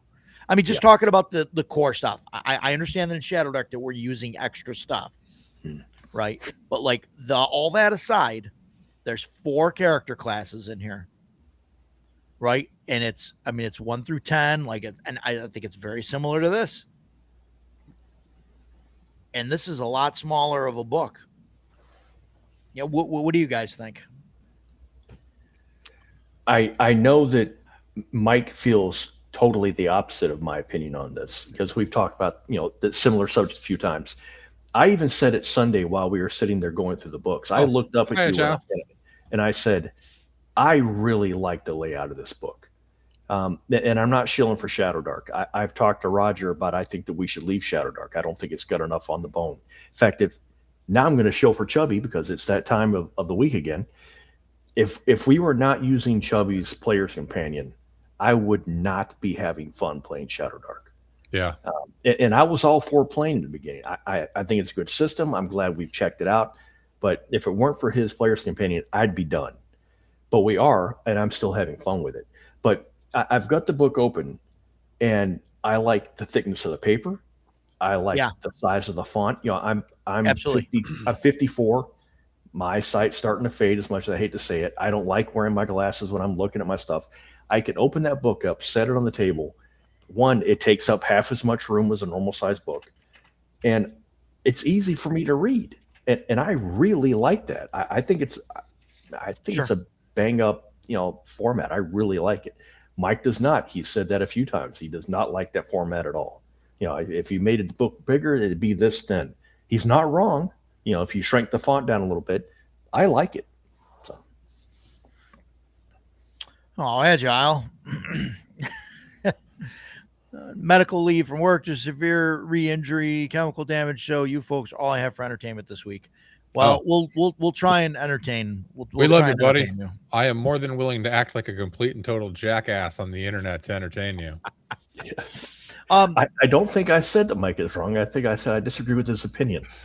So I mean, and I get what you're saying, right, Jason, about Shadow Dark and stuff, but like the layout and font and all, like, aside, like this, like, I think a part of it, like this, a lot of this book could be a lot closer to this size. I was actually just thinking that I would love to take all the text from Shadow Dark, copy and paste it into Notepad, and then do the same thing with Whitebox FMag and see which one's longer. Put it down. Yeah, right. I'll bet you they're pretty close. Some of it's interesting. And like Jason mentioned, the paper, right? Like these two books, like this is like 140 pages and this is like 320 pages.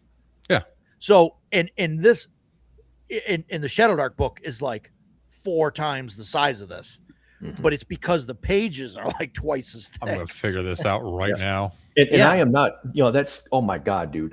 You guys, this happened backstage. I think I was making fun of them when we started the show. I think maybe 2 months ago, Mike and Roger were talking about paperweight. And I don't mean like a rock on a piece of paper. I mean how much paper you get in a bundle and the thickness. And I was like, this is the most boring conversation. It's called a ream. This is the most boring conversation I have ever heard. I do not care about paper quality. But Kelsey and Shadow Dark, the Arcane Library, those guys have put together a book that feels good in my hands. I like it. Yeah. So what you're saying is that paperweight matters. I'm not saying that. Stop. No. Paperweight absolutely matters. I'm a paperweight snob. Me too. I am too. Yeah. 80 weight I am coated. Paper snob. The way to go. Yeah. I'm definitely a paper snob. My printer is mostly for work. I print out my my Shadow Dark, all of my characters. I print them out on my computer or my printer that I bought for work. And I buy the cheapest paper because it's for work and nobody cares about that stuff. I care. So yes, when I walk into Roger's place and I put my character down and it floats because that paper is almost non-existent, like Roger's like, eh. Yeah, and I give him a look like, ugh, 20 pound. It's like, oh man. And I know that Edgelord is just giving us a hard time, but no, again, I'm saying that is not what I'm saying. I'm saying Chubby's Player's Companion is awesome and Shadow Dark is okay. Yeah. No, but right now we're just talking about book size. Yeah, but yeah, so I mean that was like the thing for me, like right, like, but other than that, like I think these two games are very, close, right? Like, and I would put OSE almost in here, maybe not OSE Advanced, right? The OSE, which I know that's like a moot point at this point, but like OSE Advanced, I think has more of a game to it, and I'd be interesting to see when the new version comes out if the book is bigger than this, So, wow, yeah, you don't like Shadow Dark? I mean, that's obvious, but I mean, I can see it. Opinion. Yeah, I get that people don't like it. I don't think it's a turd. It's not. Right. It is a good game for what it is, but what it is a dungeon crawling, carousing loop. Oh, period. Sure. Yeah, absolutely. But like Dan, on that note, like my thing, like my favorite Appendix N stories is Fafhrd and the Grey are Mouser. the Fafhrd the Grey Mouser stuff. And That's this Conan, perfectly, like yes, that 100%.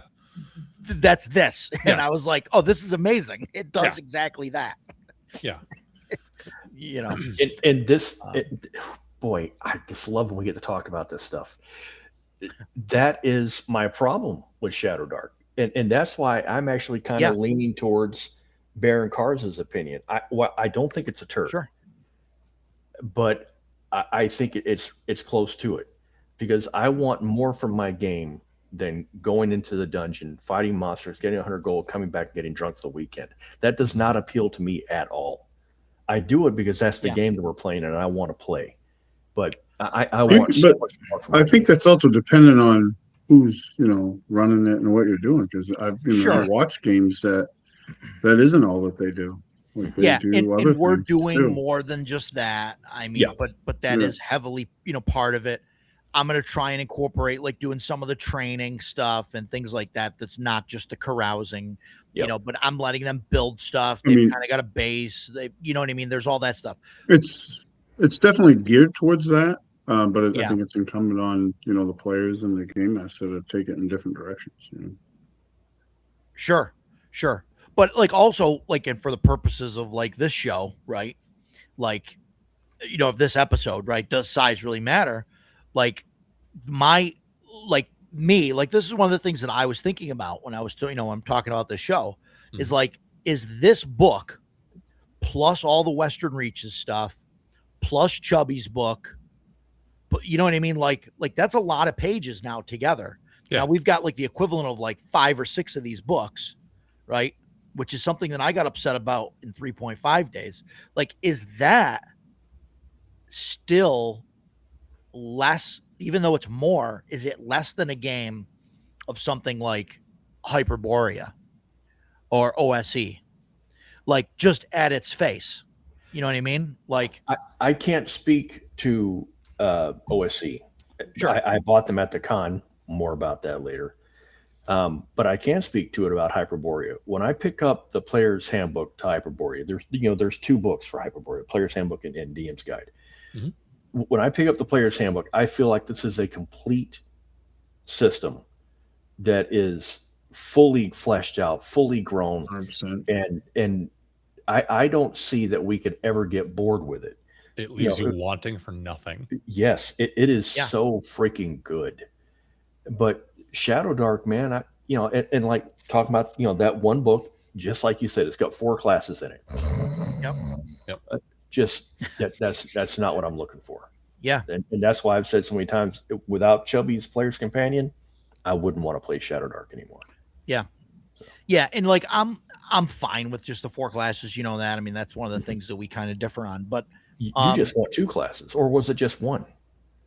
Well, I mean, we'll we'll save that argument. Yeah, Dan gave a little bit of a look there. Dan, I'm not. We'll save this for an episode, but just to bring you and everybody else that wants to know up to speed, I always start thinking about the argument of like, one, do we really need the thief class?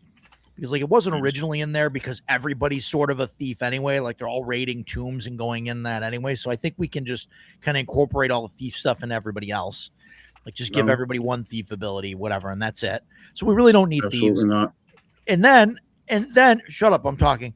And no, Stan and I are like this on this. And then I mean, if you're gonna do that, I start thinking about the cleric and the wizard, and pretty much the spell casting. I mean, that's the same. So like, why do we have two separate classes? Just have caster and fighter. That is the wrongest stuff I've ever heard in one single conversation. That is the trashiest take ever. So good Lord. So we just need two classes. Now, if you really want to like, mince words over it, I mean, since we have different stats and all of that, I mean, let's just give everybody the ability to spell cast, if they have like a higher, like a +1 or higher or whatever in that stat or above a certain number. And then now we don't even need, classes. Now you just have the one class. That's going to be a good Thursday episode. I mean, I'm just saying, like, this is where I'm at, Let's see what Agile has to say. Game Master Rogers Neighborhood. I want to say something here. Shadow Dark is and has created its place in the hobby. Kelsey and Jesse have made their name and has something good, but dun dun dun. It's slowly going to lose some of its leverage. Professor DM with Deathbringer being unsupported by Steven Glicker. Roll for combat is going to break away and change. I think the reason why Shadow Dark is going to start to go down is because in order to play Shadow Dark next year, you're going to need a handful of these books. The 5e problem. Yeah, right. And that's a problem. It's no longer, here's this book, do it, right? Like the problem is that now we're going to get into, hey, this new version of OSE does more than or the same as these 5 books do, together. Right. Mark, I really don't want to play 5e or 2024. I have issues with those. Just with all the extra stuff that you can do, the extra, actions and everything. I have else. something interesting to share. Yeah. Oh, and Agile finished up, which is, sorry, 1 second, Dan. We'll begin to see product dilution over time. Other OSR and NSR games are going to extend themselves. Absolutely. That's absolutely, that's going to happen. Yeah. Go ahead, Dan. I use the power of Python and PyPDF, which is an incredible module, to extract all the text and do a word count. Yep. Shadow Dark has 70,458 words in it. OSE Classic Fantasy Rules Tome has 89,530, which makes sense to me because I feel like that's more complete than Shadow Dark. Swords and Wizardry Complete Revised has 104,651, which also makes sense to me because it's way better than both those previous two games. Wow. And White Box FMAG has 22,234. So it's got about a third what Shadow Dark does, word count wise. But I think it's almost, well, yeah, I guess because that's all the. Now, granted, the way I wrote it, it's going to count every entry on a chart as a word. Jason's like, what is this autist doing here? No, he's read Edward's comment, dude. Oh, I just saw that. Oh man. Oh god.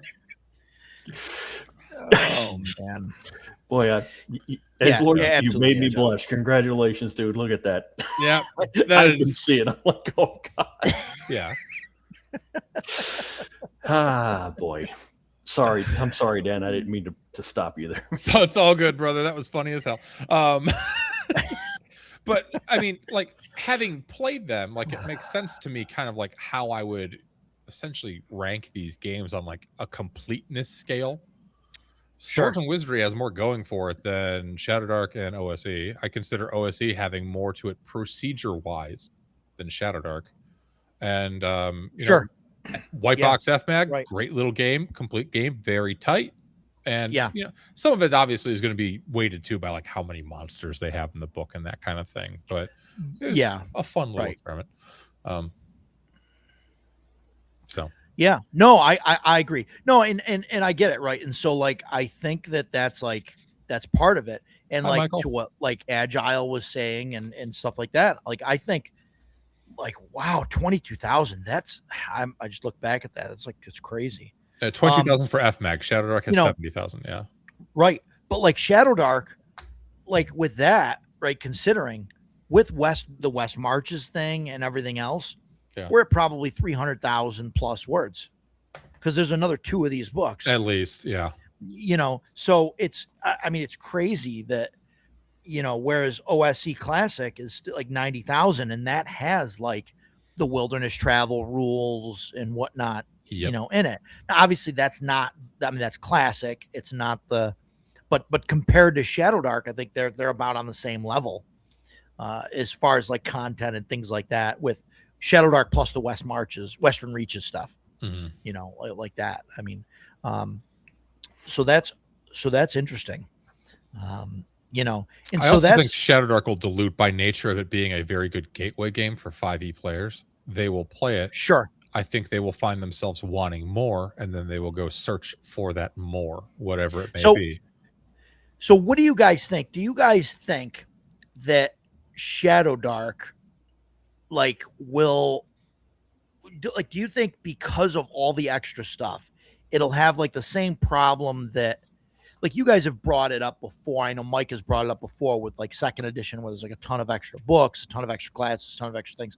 Like I brought it up in 3rd edition 3.5 where like those games of mine got out of hand because everybody had, 8 different books that they were pulling stuff from.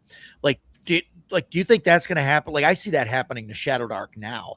I mean, do you guys think that will happen where people will get sick of it because it's no longer just this one kind of thing?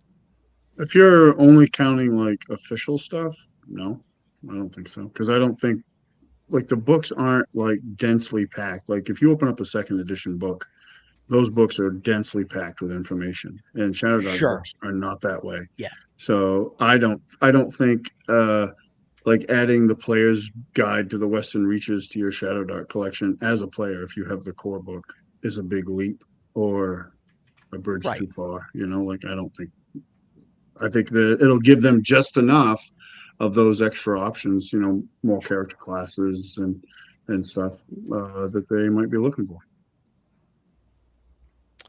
Yeah, I agree. Honestly, I'm looking forward to Western Reaches just because from running the game perspective, it'll be 3 tabs open on my PDF monitor instead of 7. So that's easier to parse.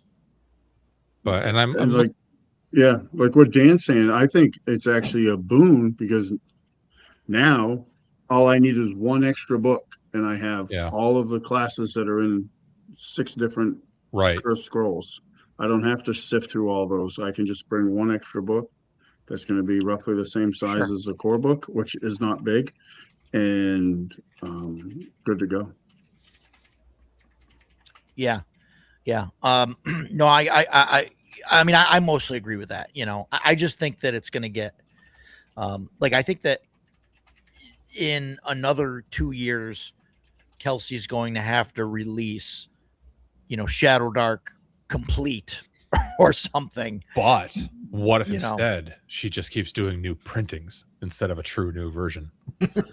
Well, no. I mean, yeah. But I mean, what I'm saying is like eventually, like all the Western Reaches stuff and all those classes, like are all going to have to get incorporated into one. Yeah, there's going to have to be like a Shadowdark omnibus at one point. Yeah, and it's not going to work in an A5. She's going to have to go a bit bigger with it.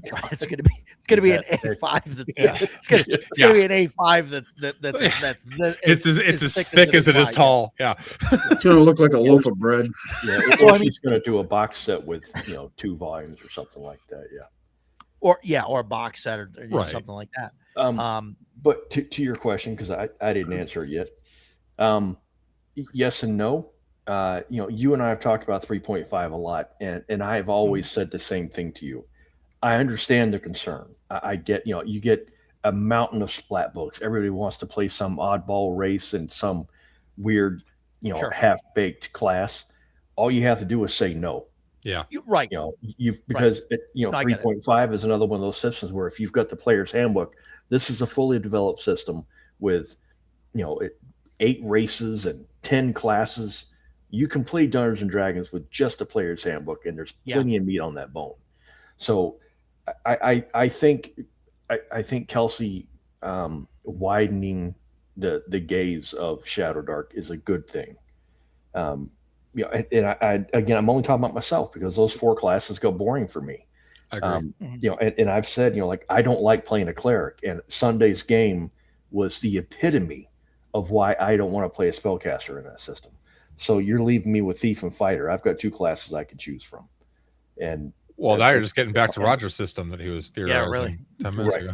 Yeah, which awful. Which I think Should is be the more title of it. No, I agree with you. When you play Shadowdark, especially low level, and you're a caster and you lose that first spell, like on your first attempt, it sucks. So when I sit down and my dice start pissing me off, I start tracking my rolls. Sunday night, I rolled 33 times. 23 of those rolls were 10 or less. I rolled 4 ones, 120, and the highest other than that 120 I rolled the entire night was a 15. Yeah. My 8-sided die was my damage, and then later on the carousing die. I got to roll my 8-sided die 5 times. I rolled 4 ones on an 8-sided die. Yeah, including the carousing roll where I got raped and thrown in prison, and they took all my money and Oh my God. flayed me alive. I mean, dude, I was. I don't think that happened. But usually at the end of the night, I hang out for a couple minutes and hey, I had a great time. See you guys later. I was so pissed Sunday night that I packed up. I was like, I'll see you next week, and left. I just, boy, I've had games like that in Shadowdark too. Yeah, hate it. Yeah, no, I get it. Like what you're saying about 3rd edition, you're absolutely right. But I think that like the core books of 3rd edition is more of a complete game than just the Shadowdark core book is. Like I think that like with Shadowdark, I feel that I need the Western Reaches stuff. Yeah. Like I need it to run the campaign that I want to run. Yeah, absolutely. Because like you said, when we first started talking about Shadowdark, we're not running the circular mill of dungeon carousing. Right. Yeah, I want more. We're doing other stuff. Right. Yeah. And so, we incorporated Chubby's book, the Player's Companion stuff. Obviously we're using the core book stuff. We're using the stuff from the beta, release there for the Western Reaches. And I'm using some other stuff, that I found that's, out there, articles and things like that, for doing some of the wilderness things and, building things and all of that. So it's been interesting, but like there comes a point where like, no matter what we add to it, like, I don't know if it's going to be, enough. And I really like Shadowdark, right? I know I seem like I'm convincing myself to run something like Hyperborea or something. You should. It's a complete game and it's awesome. Which might happen, and I mean, I'll have to definitely look back into it. I didn't do a lot of hex crawling and stuff. And hey, take care, Edgelord. Later, guy. Bye, Thanks. Where was I? I don't remember what I was saying. You were talking about hex crawling. You didn't do much. Yeah, of it. like I didn't do a lot of that because I ran Curse of Strahd, basically a heavily modified version of Curse of Strahd, with Hyperborea, and that was, I mean, it was fine, but so I don't know. I'll have to go back and look at the hex crawl stuff and things like that. I don't remember what he's got in there for that. Not that that's that difficult. To use, some third party stuff, but I don't know if he's got that and like building stuff or what, I mean, I'll have to go back to like the old Judges Guild stuff, which is fine. But yeah, I mean, I'd like to find something that is as complete as possible, so, who knows, Hyperborea might be it, but I mean, I do want to try Shadowdark. I mean, if for no other reason than to be, the great experiment, like to see where it ends up when we're at higher levels. Because right now, what's the highest level that we hit? 4, 5? Yeah, dipshit was 4? 4th level when I stopped playing them, and I think that's the highest Yeah. I've gotten. Yeah. So I mean, I still think that that's not like a, like a not like I think there's more testing to be done. You know what I mean? Like, I think Yeah, we need and to that's see. part of part of the Shadow Dark leveling system is you roll 2d6 and you get one ability, and and that ability might be a +1 to your spell casting or +2 to a stat. You're not making super strong characters, Right. Even at 9th level, you'd have to be the luckiest guy on the planet to get something that's like, I have a +10 to my spell casting. Mhm. Yeah. It tends to spread the abilities out very evenly. I Sure. was 8th level when we finished playing it. As a player, I was 8th level. My goblin Sure. wizard, I had like 15 hit points, but I did have good. I think I had at least a +7 to my spell casting, because I rolled that a couple times. Plus, I had a really good intelligence. Yeah. I Yeah. had a really good bonus. I still failed spells though; it still happened. But because I roll much like Jason does, so Yeah. Hey, Erudite. Would you like Shadow Dark more if it had rules for hirelings and henchmen in it? oh, it definitely should. In the core book, yeah. Yeah. Yeah. I mean, I think and that's in I'm pretty sure it's in the Western I'm pretty Reaches sure stuff. it's in Western Reaches. Yeah, I'm curious how it's going to change the game. I've seen it somewhere, in there. It might have been that stuff, or might have been another We supplement. ended up just winging that and because we ended up hiring a big Viking woman to lug our shit. Yeah. That's all her job was. So So I don't know. My issue is like we had players, when we were doing other systems and stuff, and maybe it'd be different now, but like we had players that were like just taking advantage of the hireling system and saying, "Oh, okay, we're gonna hire these 40 guys," and then they would put like the minis out on the table, Mhm. and it's like okay, here's all 40 guys, and they're 120 feet ahead of the whole party, the ones getting like mowed down and like shot at first and all that, while You all want- like you want- NPCs are having lunch, You want to That hear is something why fun? I didn't answer Dan's question, because I don't want to use hirelings. Because specifically because of that, I hated when the other players did that. And I think it was Baron Carson that said, it's just a piece of paper. To me, it's not a piece of paper. Those are 40 guys that have entrusted their lives to my character, and I feel like, I know how freaking weird it is, but throwing them into the meat grinder is unjust, and that's not something that my character would be doing. My lawful good cleric would not be doing that. So I never wanted to hire the hirelings because I felt like they were being abused. There's And also, I'm sorry, Jason. No, you're fine. But my whole thing was, if you're going to do that, the next time you go to hire hirelings, they're going to be like, dude, we've heard about you. Yeah. Right. You whacked 2 companies of my companions. We want nothing to do with you. Or they would jack the prices up so high that it would be like, wow, I spent 500 gold on this guy. I don't think I want to throw him into the meat grinder.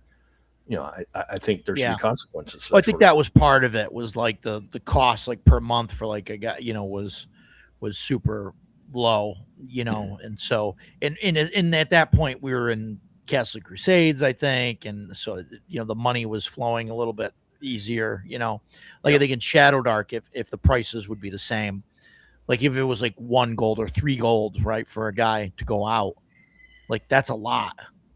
Yeah. In Shadow Dark, it's a lot more than it was in CNC. Right. You just have to adjust it to the economy, but that's another thing. When we're walking into town with thousands of gold just falling out of our ass, right? When we go to hire somebody, they're like, if Joe the barber was hiring me, I would only charge him 2 copper to guard his wagon. You, on the other hand, I know what you're packing. My fee is 200 gold a day. Yeah, right. That's what I would do with it. Yeah. Yeah, they hired. I don't know. They probably hired 20 guys at most. Maybe they had 30, at 40. I don't know. At some point when they went doing stuff, but we had like a larger city, I guess, or a smaller city, that had like 2,000 Ooh, people. good in game. It. So, yeah. Roger, when we first started doing hirelings, the way the game was working was the city had a basic population and every month that population would increase by 10% up to a certain point, and X number of that 10% would be mercenaries. So he was keeping track of it on the board. You've got 48 mercenaries that are currently in town available for hire, and if 8 of them died, whoosh, you've got 40 mercenaries available for hire in town. So they were definitely a finite resource, and that's something that I really liked. Yeah. So, yeah, and like Erudite's okay. Lord Madius, a mini master. And maybe what I should do is like put somebody in charge of that. Like I know I've talked about doing that sort of thing before. Like find like a third party, like Dan, for example, right? Like just put Dan in charge of the mercenaries. Right. Well, now you're just running a Bronstein, but I'm here for it. That's fine. Well, that's not really okay. I'm not gonna have this debate. That's not a Bronstein. The Pro SR is wrong on that. I'm sure that I'll get hunt down and yelled at now that I said that out loud. Whatever. They're all manlets anyway. So thanks for that, Dan. But no. But yeah, no, I mean, like I've always talked about like doing that, and I've had players that like some of them want to do that stuff, some of them don't want to have anything to do with it. Yeah. Like to hand off like NPCs and like things like that. So but I think maybe that's a way to do it is to take somebody like you, Dan, and say, okay, here's this town, you've got 100 mercenaries that are this level, these guys are this skill, here's the list of guys. What do you want to charge? And then, and then you keep track, and then people can message you and be like, hey, my character this. And then you could deal with them and say, yeah, what happened to the last 10 guys I sent with you like yesterday? Didn't you just get them all killed? Like, well, and it's funny. This one's going to cost you, more an hour or whatever. So Matt Tapp does have some players that kind of function as guild leaders on his Game of Games server. So there's some of that goes on. So I'll do that for you if you have people that are being punks and need to be, put down for letting all my mercenaries be put to the sword. Because you know what? Hiring mercenaries are people there that are there for gold, there for glory, and there for a share. They're not your own personal DCC funnel. Yeah. No, and that might work. So maybe we'll look into that. And and RP Grandpa says it always ends up with the players abusing hirelings. See what I did there, Jeff? I just read the thing and it says RP Grandpa, and I just said it. I don't know if Jeff's still watching. By the way, I've got my word counts. So Shadowdark Core is 70K and a bit of change. All 6 Cursed Scrolls together are 80K. So that's 150K for Shadowdark. Now that being said, there's a lot of like adventures and stuff in the Cursed Scrolls, so that's not just rules text. Right. OSE Advanced, the 2 tomes together are about 165,000 words. And wow. That's okay. Rules. That's interesting. Yeah. Yeah. Math guy. Woo. That's interesting. Yeah. Cool stuff. Yeah. So, I mean, but yeah, that's something that I've wanted to do, and Baron Cars is just rural town economy able to handle 1,000 gold. No. Yeah. That's like an issue too. And I've tried to like hand wave some of the stuff. Like I can't, like I get, if you look at like the traditional D&D economy, generally it doesn't work, right? You have characters bringing in thousands and thousands of gold, and they're like trying to buy magic items and stuff when you've got, a blacksmith that makes, 5 gold a month, and like somehow he's got, 1,000 gold to make a +1 sword or whatever it is, right? And then the players come in and buy it, and then what does he do? You know what I mean? Like he should retire at that point. Right, he makes 1 +1 sword. He just retires, and then they don't have a blacksmith that can make +1 swords. I mean, I get the whole situation is not great, but I mean, I try and keep it realistic. But I mean, I also understand that I am running a game of D&D and not a full blown economic simulator. My name is not Macrease. So I mean that's where I am, and I agree with Baron Karza. Dan, you should post those up somewhere.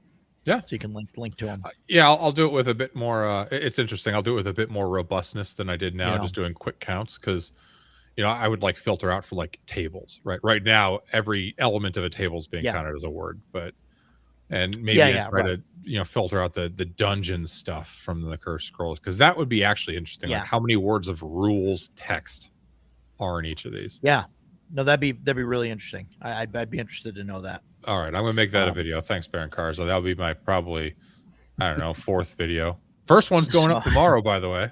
Oh, fantastic! Yeah, I'm gonna be a real YouTuber. What's it on? You want to tell us, or? Yeah, I got to interview Corey Walden, who's the guy who wrote the Anthropophagy of Zambala module for Hyperborea. Cool. 30 minutes. Yeah, that's fantastic. And it was super cool. Fantastic. So all 5 people that'll watch it, I hope you enjoy it. Yeah. It'll be a good time. So yeah. So yeah, I mean, so there's definitely that. Like, I don't know.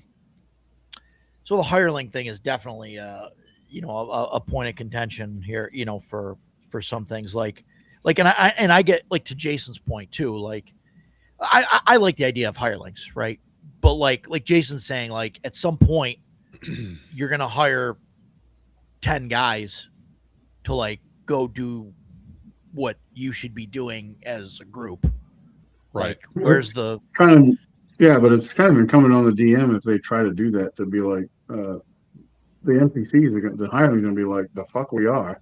We're not doing that. Right. It's kind of like its own little mini game for the DM that you're only really going to get with experience, right? You have to know when to push back and be like, no, these guys aren't going to do that. Or, okay, you hired 40. Guess what? They kill you and take all your stuff. Yeah.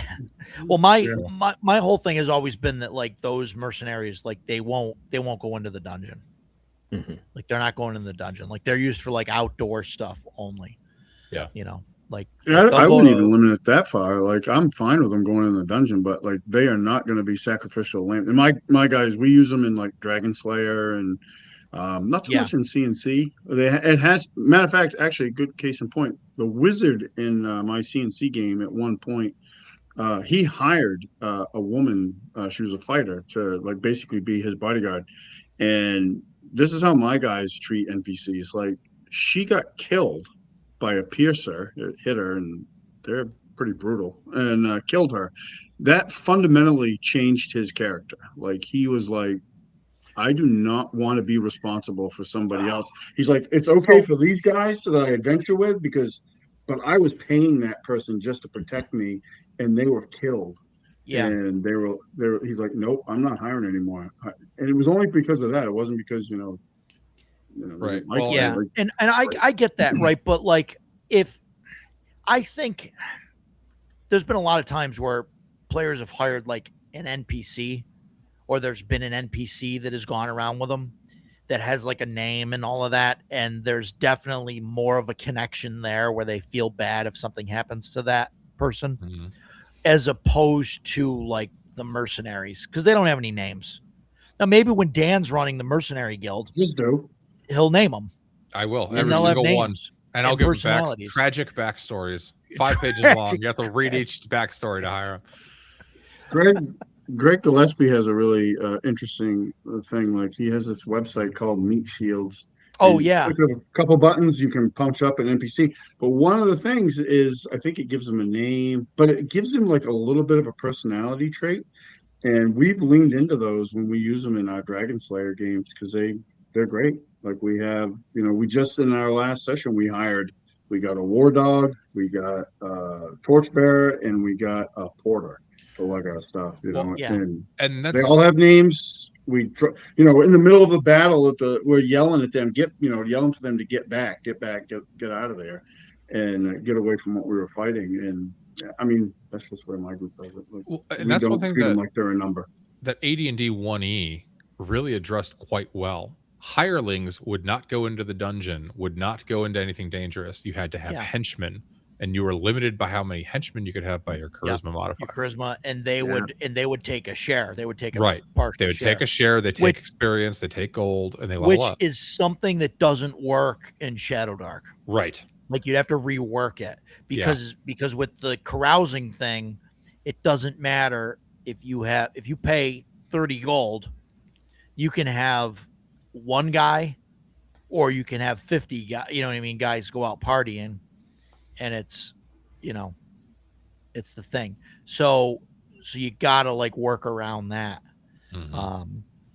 And so, and that's sort of, what he's saying. I let them go in the dungeon if I pay extra or get a share, but you can't get a share for, Guarding Shadowrun is not a makes it harder share. to- Guarding is a daily wage, No. in my opinion. But right. No, guarding, torchbearers, stuff Yeah. like that. Yeah, absolutely. That's not a share. But into if the they're going to dungeon, go into the the dungeon with yeah. a sword or whatever, Share. then yeah.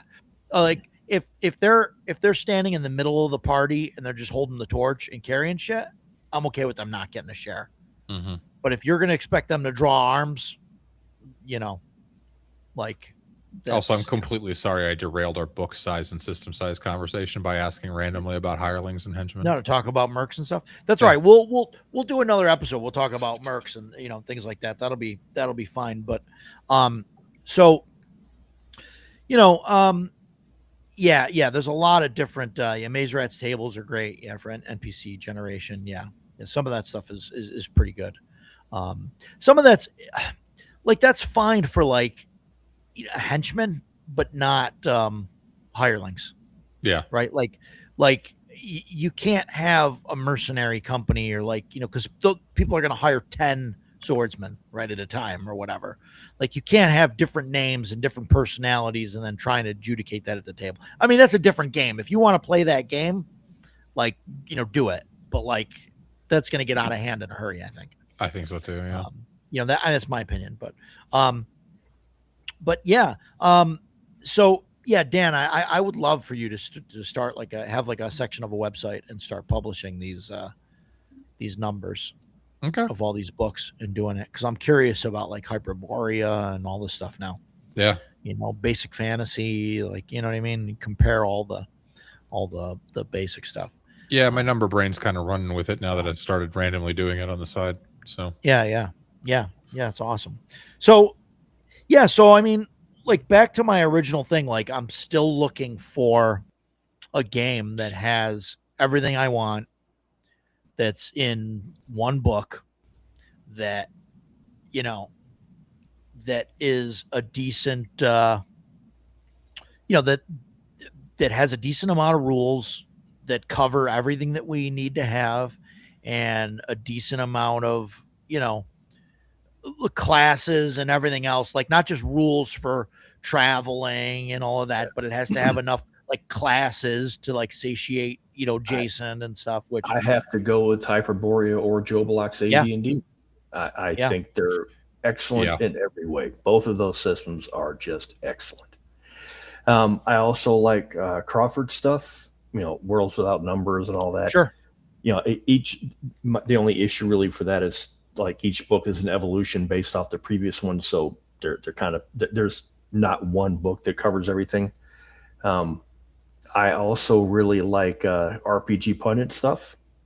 I think his stuff is really good too. But I don't know what his I'll have to look at his travel rules and stuff in wow.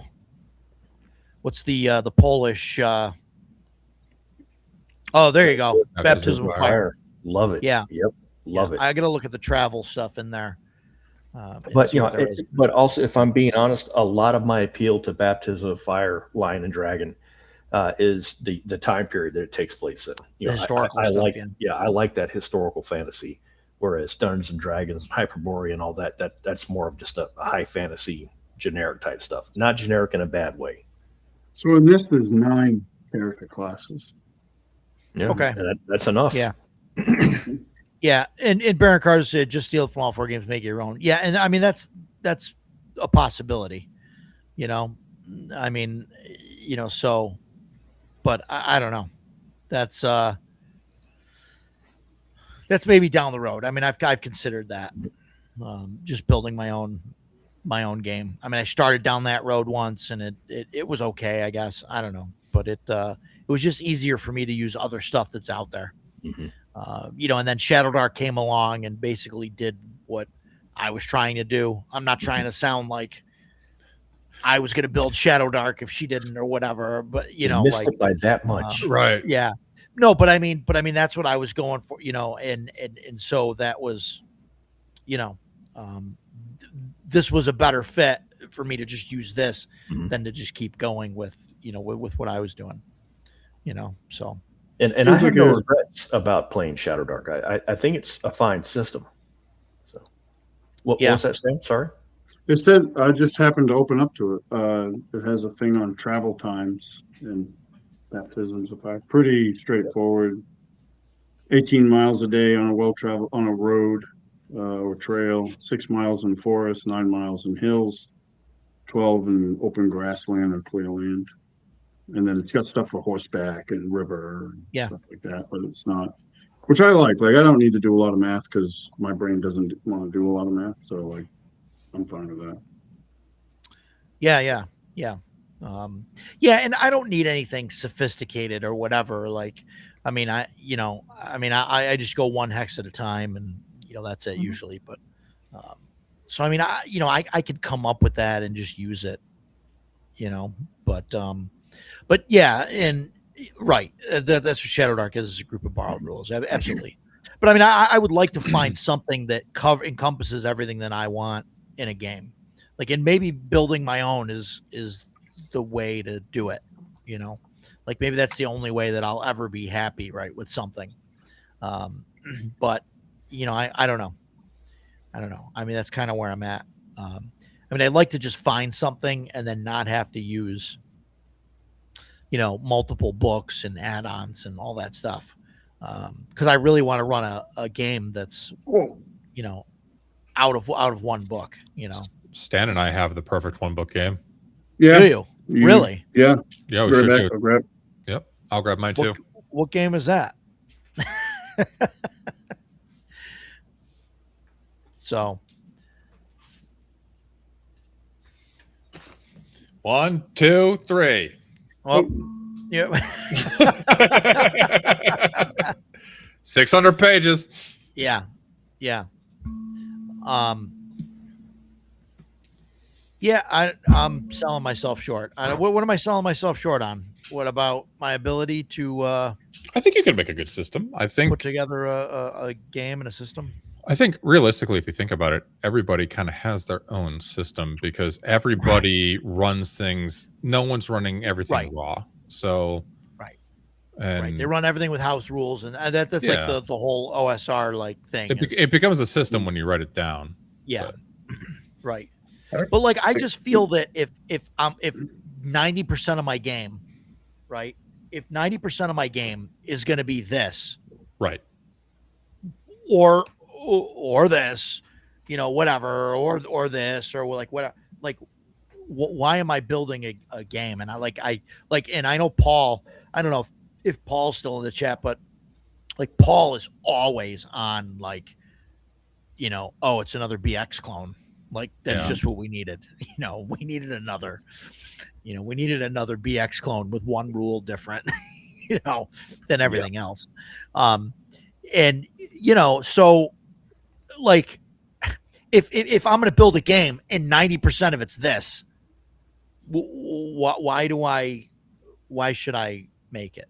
Now, I guess the answer to that is because then I can do my own print on demand and I can give it away for free. And it gets my name out there. I can give, you know, or not free, you know what I mean? For like the kids and, you know, all that stuff. And I'd have my own thing and, you know, all of that. But I just feel that like there's people that have done similar things to what I'd want to do. Mm-hmm. You know, like Matt, you know, with Barrows and Borderlands, like he's maybe got too much sci-fi type of stuff like in the game that I'd like. Like Hyperborea does it okay. I think I'd like a little bit more than what he's got in there, but you know, I mean, I don't know. Yeah, rare rules as I remember. I don't even remember. You know, I look back at like running the old school stuff, and I don't even like remember how wrong it was, but I remember going back and realizing like, oh, I screwed all this stuff up. You know. Like these rules or whatever. back in the day, because I was like 11, reading the basic stuff and trying to go through it, but I just try to follow the rule of cool. Yeah. I don't care what the dice say. Yeah. If you tell me your character's doing something, I'm like, oh, that's cool, man. Roll your die. I don't care what it says. You succeeded.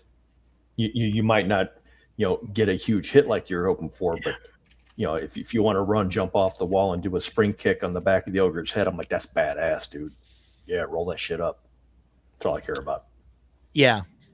No, and I get that. That was always like a point of contention for me with like, and again, that's the GM, right? But like, I remember playing with, 3.5 people and stuff, and especially 3.3 and 3.5, because that's where like they have the skills, and that's probably why I'm turned off by like games with like a lot of skills like that, especially in a D20 system, because then the skills are there. It makes you want to use them, and you have GMs that are like, oh, okay, well, so you're going to run and jump off the wall onto the table to the chandelier to the things. Okay, so you're going to have to make an acrobatics check to jump off the wall, and then you're going to make a jump check to jump onto the table, and then a dexterity save to jump onto the thing, and then an attack roll. And it's like, okay, I got to make 5 rolls. Like, I might as well have just walked up and stabbed the guy, because you're going to make 5 rolls, and you're going to fail one, and then you're going to land on the floor, in front of the guy. And like, and for me, that was, that was a bad translation on the DM's part. I said that whole spring kick thing specifically because that happened to one of my characters. And I think I told that story a few months ago. Yeah. The only thing that mattered in that whole attack sequence was to roll to hit. Everything else was just flavor text. If I'm rolling because I want to tumble past an opponent, then that tumble matters. Roll the die. If I'm doing an acrobatics check because I'm trying to avoid damage doing something, roll the die, because then it matters. If I tell you I'm going to run up the wall, do a spring off of it, and kick the ogre in the back of the head, that doesn't do anything. Roll to hit. That is all that matters. Right. Your monk goes up there. He looks cool. Everybody's like, nice, and we carry on. That's all that matters with that. So having to roll 4 different dice, especially with my incredible luck, of course I fumbled the die and my monk slipped off the wall and fell on his face. But that didn't need to happen. Anyway. So that's what I really like about games like DCC, where they have, like he says DCC uses the hero die, but they've got the deed die for like, the mighty deeds and stuff, which is cool because you can call like extra shit that happens.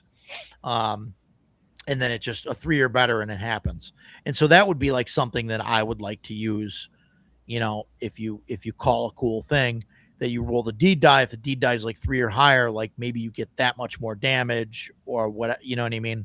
Or that much more added to it so that people call cool things more often, but if it didn't make it, like, it just wouldn't have an effect, right? Like your roll to hit would still stand, right? You would just get an extra effect out of it, but so this way it would get people to try and do extra things just to be able to roll that die, I mean, I don't know. That's my opinion, chainmail casting. I like the way that he does the casting on that. I don't know, the whole roll to cast thing. I like the idea that it's simplified.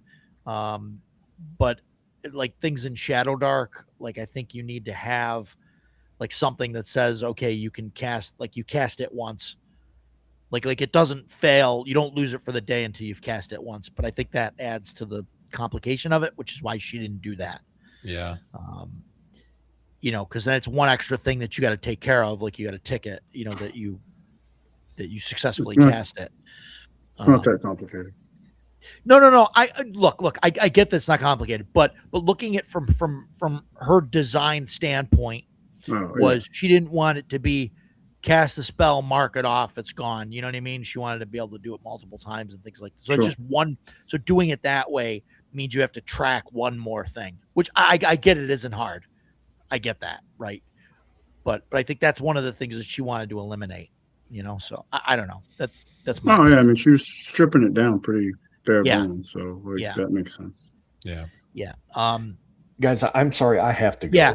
You mentioned that, yeah. You mentioned you're sitting in a wonderful hotel chair, and Yeah, Been there. it's starting to kill me, and I've Yeah. had enough. I'm not having a good time anymore, so I'm going to take off. no, I So, get it, man. Thanks for coming. great Feel better, conversation. Jason. Yeah, you guys were awesome tonight, man. It was so much fun talking to everybody. Just been a really good one. So Yeah, cool.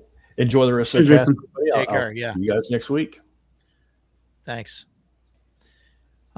Yeah, doesn't everyone have rules for swinging from chandeliers? I mean, I think, we gotta do that. Roger thinks like a chef, making her take the ingredients you like. Poof. Yeah, I guess. I guess. We'll see. I mean, I don't know. The more I talk to everybody, the more that I want to make my own thing. Like I said, I just feel like if I'm gonna make my own thing, that like I feel like I'm not bringing anything really new. I'm just compiling things from other games that I like. Roger, That's how, that's what they all are, bud. pretty much, yeah. I know, but I feel like that's like not. I don't know. I'm sure you can come up with at least a couple new things that'd be cool and interesting. Yeah, maybe. Like make a cool class or something. Like, but You it's still a fun exercise. Yeah. Roger's game would have one class, the Swiss Army knife of classes. Well, at that point, Could be a I good- mean, I wouldn't want to make like a D20 type of system without a bunch of classes. I think I think Yeah. it becomes a different game at that point. To do a classless system, although I have considered that, and I have designs on that written down, but but yeah. Well, no, I get that, right? Like I wouldn't publish the thing is I would want to publish it. And by publish it, I mean like just put it on drive-through and like have copies print out of it. Or have it so that players can like get copies.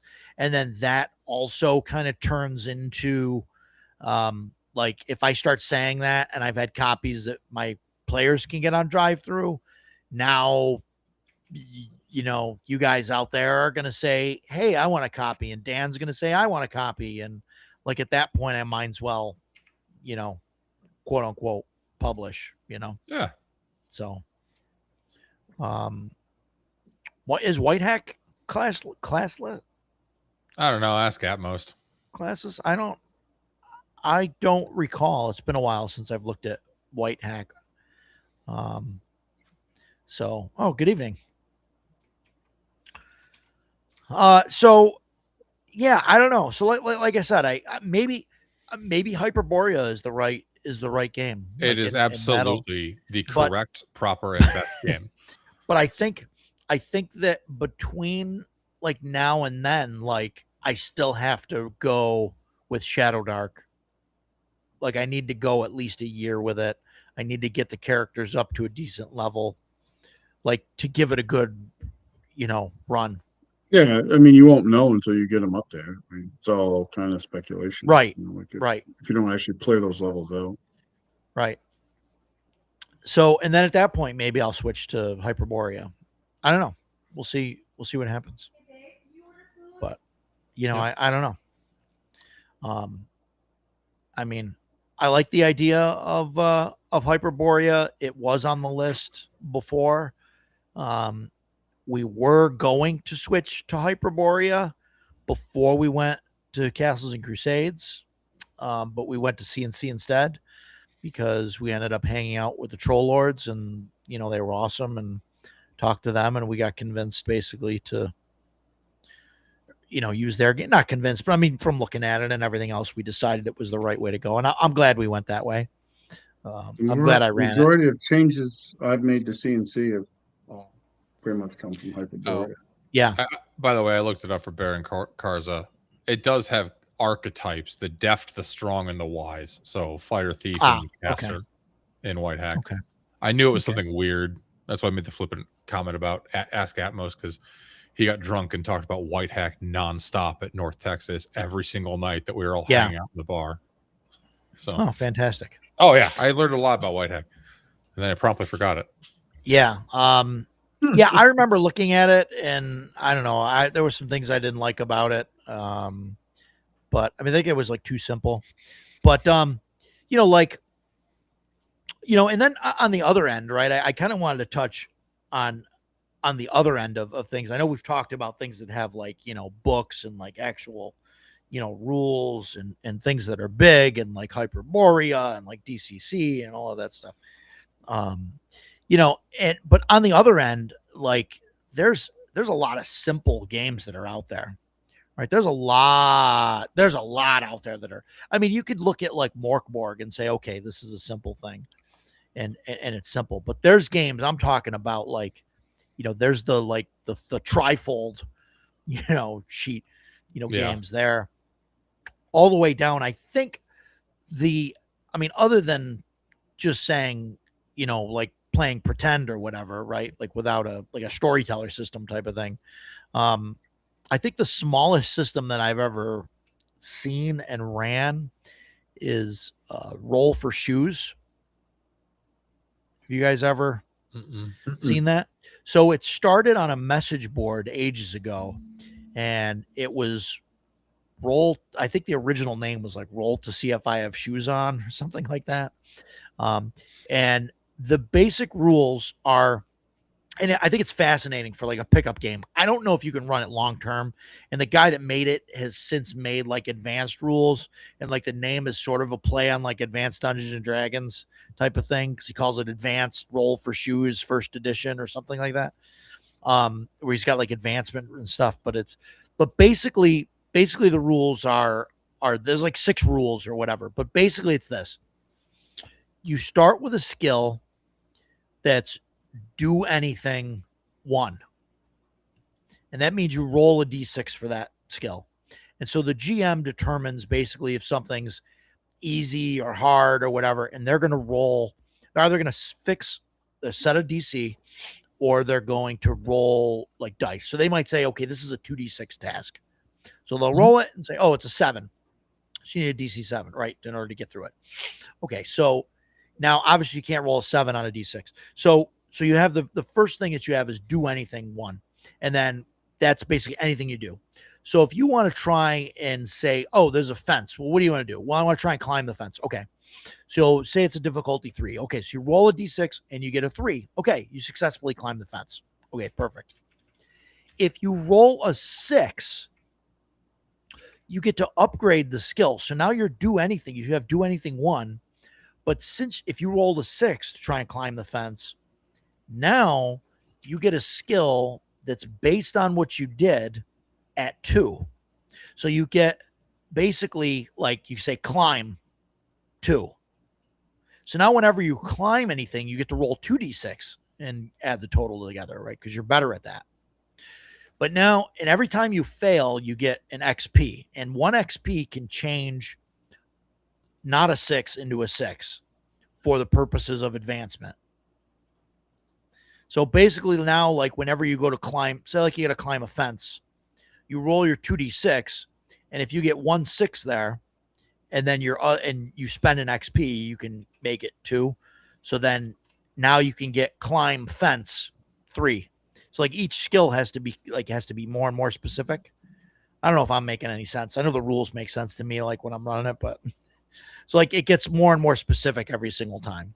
So like some of it gets out of control. Like, so you might have, like you might be like trying to like open a door, and like you might be better at opening steel doors than you are opening wooden doors, you know what I mean, or whatever, because you might have opened door 2 and then open steel door 3 or whatever, you know, things like that, because you got to get more and more specific every, at every level. But that's like an interesting like game for like a one shot where you could do pretty much anything, you want. So yeah, that's interesting. But that's like the simplest kind of RPG that I've seen and ran. I don't remember how it worked, but like I played a session, it was a one shot of Kids on Bikes, and it was like that. Like it was just this one sheet. You had like 4 ability things that I think got like a die to go. I think there's 5 because there's one that's one that's a D4, a D6, a D8, a D12, and a D20. Yeah, there's 5 stats. Yeah, and you just put them kind of where you wanted, and I mean, we had a great time. Like it was super. My friend that ran it did a really great job. Like it was a surprise. I showed up thinking we were going to play 5e, and I was just going to be like, okay. And then he's like, I want to run this, and I was like, it's not 5e. I'm in, and I'll play it. And we had a great time. Yeah, it's definitely interesting. Like I ran it. It's I like that the dice explode. So somebody that has like a strength of D20 is like really strong, but someone with a strength of D4 can get there, right? Because the die explodes. So like 25% of the rolls, like you can keep adding it. And so you get like some weird interactions where, you'll have somebody that, rolls like a D20 for like a strength check or something against somebody, and you get like a 15, and you're going against somebody with a D4, and they'll roll a 4 like 3 times in a row, and like somehow somehow overpower the D20 guy. So like the narratively, you like come up with this thing that like, this little kid like charged at the, whatever FBI agent and like shoved him, you know what I mean, and caught him off guard and like, pushed him over or something, so you have it was cool. We had a lot of fun. Things like that. Yeah, but it's interesting. Is it something you use for like a 5-year campaign? No, probably not. Yeah, right. That's like an interesting, thing there where like, and that's a book, right? Like Kids on Bikes is like a book, and I mean, I think it works great for one shots, or to maybe do like a 2 or 3 session kind of game. But yeah, there's no advancement. You're not like, you're not going to put points into a skill, or you're not really going to improve on stuff and then get better and keep doing different things. You're going to play out like a story, and that's it. Yeah. And it's like a narrative game where this, what you build, and that's what we did. Just narratively, we built we spent the first half of the session literally. You have all the questions. Train, and we just the way we did. I don't know how it works in the game officially, but like our game master was like, "Listen, the world is basically gone to crap. People live on this train 24/7, and it just travels around the country all around. So what's on the train?" And we started going like designing the cars. And we just went around the table and just started like throwing ideas in, and we got all done with that. Had no idea what we were going to do for a game. And then he looked at us and he's like, okay, now tell me how you're going to rob this train. And we ended up, that was our adventure. I mean, it was a lot of fun. Cool. Yeah. No, some of that stuff is fun. There's definitely like that's something that Jason's not into, right? Like, I don't know if he's still in the listening or whatever. But like, he wants to sit down at a table and like, know what's going, like, you know what I mean? The GM's going to tell the thing, and this is where we're at. We're like robbing a train is like fine. Like, I don't know if you enjoy. Hey, yeah, we want some too. I don't know what that is, but it looked good. Where's ours? Chicken pad thai. Oh, okay. So, all right. Lightest game I ever ran. Swords and Wizardry Light. Yep. Yeah. So it's funny because it leads into, so this only goes up to level 3. The experience system is you get an experience point by completing an adventure. You complete whatever level you are. You complete that many adventures plus 1 to go to the next level. Now, Swords and Wizardry Light only goes to 3, but Continual Light goes to 7. And I'm actually running this for my niece. She'll be 8 next month. But you can get a lot of really fun play and have a lot of adventures with, knowing that you have to go on 5 adventures to get to level 5, right? That's, 5 weeks of play. I think that's about average too. I think if you're for like an OSR game. Yeah, you can get a lot out of that. So it's very simple. It's like 20 pages for complete revised. I'm sorry, complete revised. Continual Light. It's like $7 on Amazon. But there's a lot of meat on the bone there, to be perfectly honest. So yeah, I'm looking at to see if he kept that the same for Blades and Arcana, because that's sort of like the you know, I don't know. I guess this is like replacing that. Oh, did I kiss my wife on stream? That's fine. She's worth it. You know? I'm not familiar with Blades and Arcana. So, I mean, this is, basically Eric Tenkar's. Yeah, Eric's game. Yeah, I haven't like picked that one up yet. So yeah, give me a I don't minute. know if it's still available. Like, it was in print and then it's supposed to come back, I think, but I'm not sure. I'm not even sure what the experience thing is in here. I know, like, I'm pretty sure it only goes to like level 3, and you know, there's some basic stuff in here, but yeah, it's good stuff. It's good stuff. But yeah, Jeff thinks it is. I don't know if it's still in print. Maybe that's what he's saying. I don't know. But yeah, no, I mean, it's neat, you know.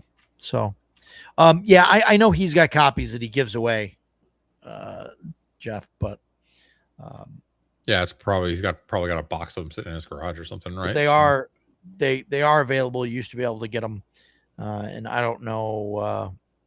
Yeah, I don't know if you still can, but yeah, and it's just a basic boiled down version of D&D, you know, white box or whatever, right?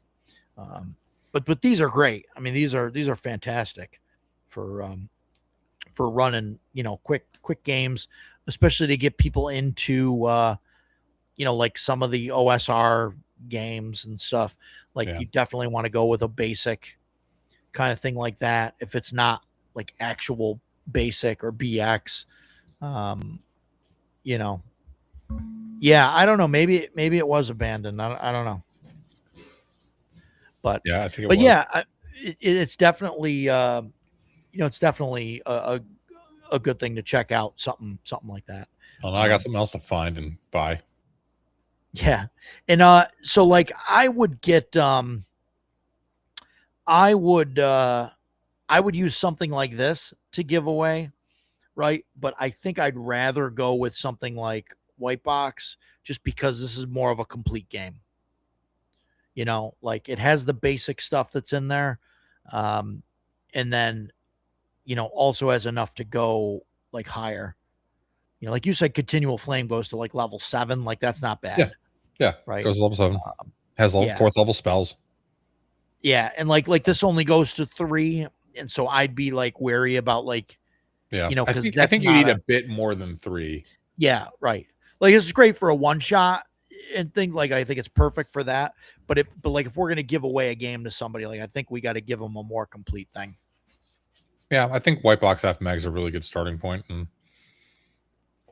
there's, once you become the turbo rich con of the Northeast, and you know, your Gen Con 2.0, then you can, oh my God, get them Dragonbane box sets or something. Yeah, right. Gen Con 2.0. Oh my God. Of the Northeast. Can you imagine that 90,000 people descending on Utica for Rogers Con? Oh my God. I didn't even know where we would have it. Like, you know, it'd be crazy. So yeah, I don't know. Maybe I will make my own, maybe I will start working on building my own system again. Well, I mean, it's already been in the process for a while. I mean, so, you know, so. But I am curious to see how Deathbringer plays when that comes out. I like the idea of that. I don't know, like, his whole death mechanic stuff is kind of cool. Like, there's a limit. Like, you can't just die multiple times. The first time you die, you like shake it off when you get revived. And then the second time you come back and you like roll randomly, I think, and you like lose a limb or an eye or something like that. And then the third time you're gone. Yeah. Yeah. So that's interesting. I like the idea of doing some of that stuff. I don't know. I think I like the idea more of having it a little more complicated than that, where you keep track of like negative hit points, or like you roll on a chart and like based on like where you are, you know, in the negative. And then if you're revived, like that's like a wound that you take, you know? So like but if you get to like if you get to 20, right? Like, so if you're like 5 hit points below and you roll a 15 or better on a D20, like then you're dead. You know, or if it's below that, then you know, you take, like if you're at like 19 or 18 total or so, you know, then it's, you know, maybe you lose a limb or something like that. Have you played Dolmenwood? I haven't. I used some of the stuff from it in my game ages ago, before I got the physical printing and stuff. Gotcha. Before we switched to Castles and Crusades, I used a little bit of it. Because Dolmenwood has a hovering at death's door mechanic. Yeah. That I think is actually really good. When I want to pull it up to make sure I cite it right, because there's so many freaking systems bouncing around in my head. Let me. I know it's in here somewhere. Maybe not. Straight up for death. But basically, it's when you get knocked below 0 HP. If you get brought back up, you lose a point of one of your attributes permanently. Right. And so that limits how many times you can be brought back below 0, right? Because I think it's randomly. So you roll a d6, and that's the one that loses by 1. And if any of your where's that optional rule? Like, I love the layout of this book, but sometimes I hate the layout of this book. Yeah, I like the idea of damage. Like I would maybe do con damage or something, you know. Yeah, like I would probably just make it con rather than. Yeah, and then eventually you can't be brought back. Yeah. Once you're at 0 con, or there's a percentage, you know, or whatever. I mean, I don't want to overcomplicate it either, but. Yeah, I do that in my games. When you die, if you die and are brought back, you lose a point of con permanently. Yeah. Yeah. Well, yeah, that's the old AD&D 1E rule, right? Yeah. Yeah. So, I mean, and then they added which affects you, because like in CNC, it's, you know, it can affect your hit points. I've had that happen to several characters, like they've lost hit points because the con bonus went down. But like in old AD&D, they also had like the, you know, was it system shock and stuff like that. Like there's a chance that you might not come back, because, and that, as your con goes down, so does that gets chance harder and harder. Yeah. Being successful. Yeah. So and that's not super complicated. So it's like, I don't mind it. Yeah. No, I haven't implemented the like system shock or anything, but like.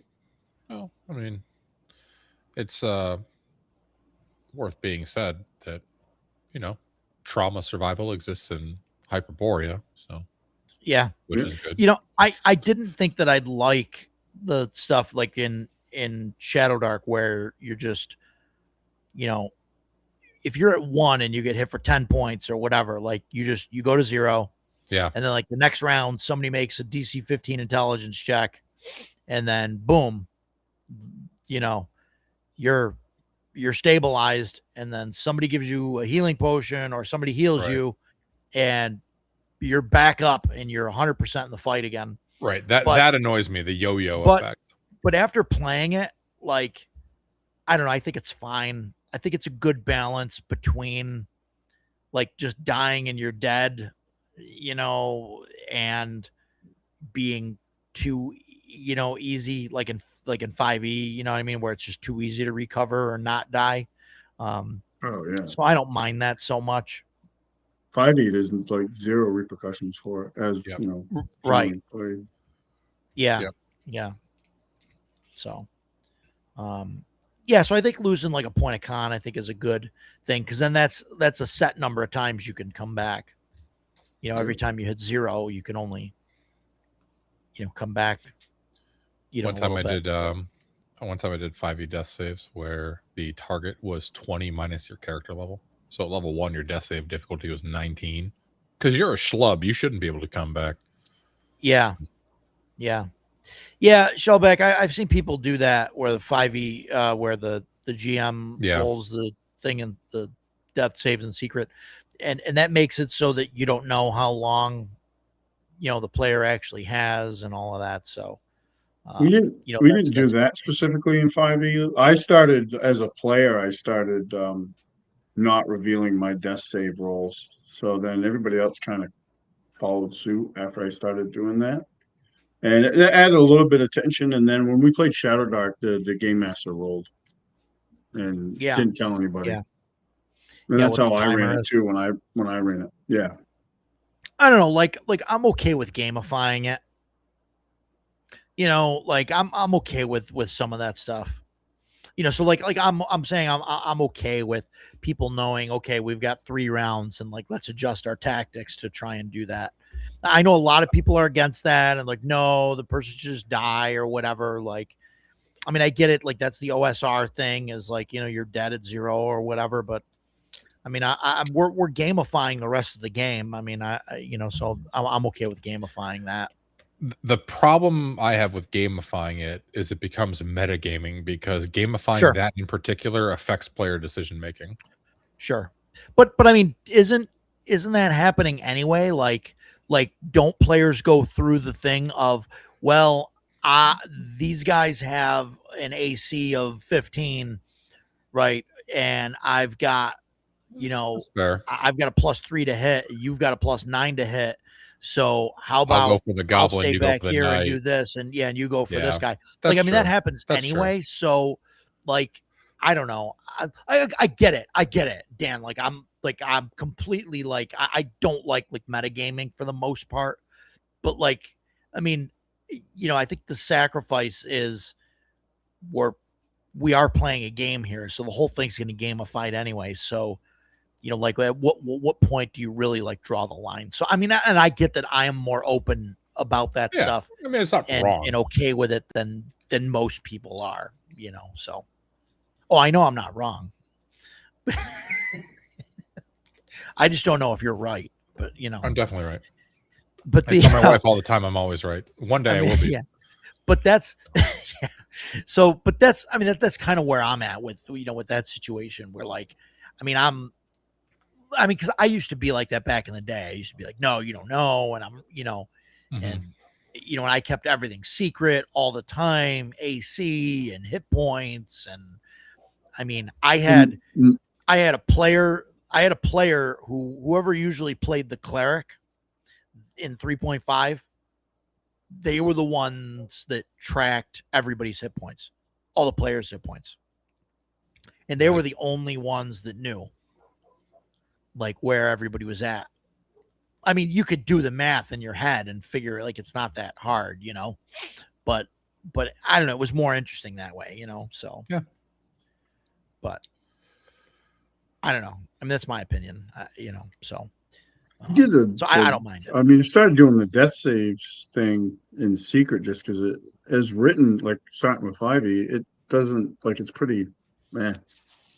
Yeah. Doesn't add a lot of tension to the game. But when you don't Agreed. know, because then they're like, I have no idea. And we had that happen. Like, we had characters die because we're like, oh shit, we lost track of the rounds. And then we go over to save him at the end of the fight, and he's dead. Like, you're like, oh shit, we Yeah. lost. I only thought it was like 2 rounds and it was 5, you know? Right. But it just added a little bit more tension to the game, whereas I don't think death saves as written in 5e add any tension to the game. It actually gets gamified when they know, because they're like, oh well, I know that he made that Sure. save, Yep. so he's gonna make at least 3 or 4 more before he's actually gonna die. Right. Horrible. And then Unless your with DM's a Shadow bastard Dark, and goes up and hits him. 'Cause yeah, that's what I do. exactly. Yep. Yeah. And I've done that. And then in Shadow Dark, when I did that, you just had the DM roll it in secret, and everybody was like, oh, okay. Probably ought to get on that. And that happened, and that was the contributing factor to some of our deaths, is that I think the players were used to the way it worked in 5e. And then when we did it in Shadow Dark, I mean, one of the character that lost the most, one of his characters, like, he was getting a negative to the roll on how many rounds he had because his con sucked so bad because he just rolled as, you know, the rules said, and down the line, and his con was awful.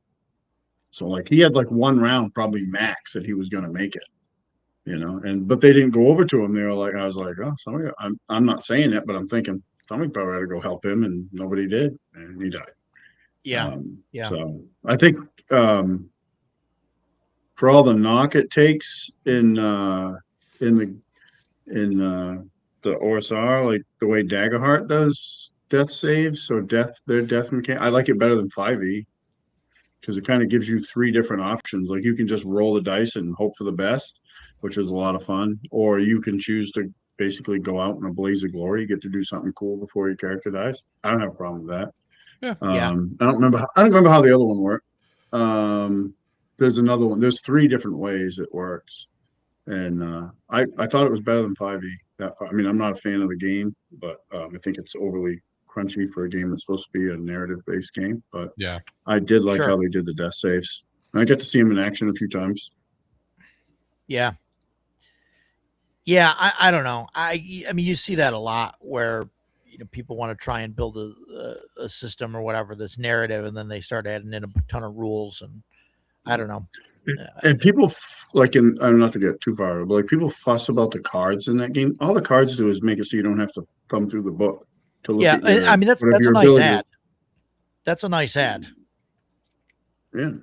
I mean, I I didn't mind the cards. At first I was like, oh, these cards, what? And then playing it, I'm like, oh, I'm really glad I don't have to thumb through the book to look up all these Yeah. abilities. I can just have them laid out in front of me and be like, I'm doing this or I'm doing that. It yeah, made and it that's easier to definitely play, something I honestly. thought about doing, like with my stuff, is doing Yeah. cards and then have it so. Well, that then look at stuff. like George and Dave from Emperor's Choice. They put Yeah. their whole Yeah, game right. on a deck of cards. Same thing, It's yeah. freaking cool. Yeah. Like Well, it's and, super and cool. growing up, we would write all our spells on index cards just because it was Yeah. easier than Yeah. flipping through the book. Yeah, it's all Right. it is. I mean, Yeah. a lot of people. I mean, again, I'm not a fan, but like a lot of people like a bitch like about Critical Role just because they're Critical Role. Like the cards are not a big deal. Yeah. They're a benefit to that game, in my opinion. And I think they would work like if you did something Yeah. like that, Roger, when you made your own system, like that would be fine. Like, oh, I get to pull this card out. Like, I mean, everybody's been up the Troll Lords guys for years for them to make spell cards. So just so you don't, Yeah. I Well, like spell cards. They do have the Much easier. Adventurers backpack equipment cards and equipment decks and everything. Yep, I have that. What the And font we is use for them. ants? Oh my god, yeah. Yeah. Like it's written for Yeah. 20-year-olds with good Yeah, vision, not Exactly. old They need fucks. to be on like tarot size cards, and use like a shadow dark Exactly. font. But Yeah. I like cards, and there's plenty of Panglossius. reasons. Oh, sorry. Sorry, no. Go ahead. Finish your. We'll I get was to just that. gonna say there's plenty of reasons to critique Daggerheart. The cards are not one of them. Was all I was gonna say. Yeah, right. Sure. I agree. Sure. No, I I agree. agree. 100%. 100%. I also enjoy that they're giving love to the D12. I mean that's one thing I Yeah. give to Talanian Yeah. for Hyperborea too. He used the D12 for some of that stuff. Yep. Like the thief skills Yeah, and things like that. Hyperborea And, uses Yeah. uses it a lot. yeah, I like that more people are using the D12 for stuff. My I love beautiful dodecahedron. Panglossius, does metagaming get a bad rap because it makes it too video gamey?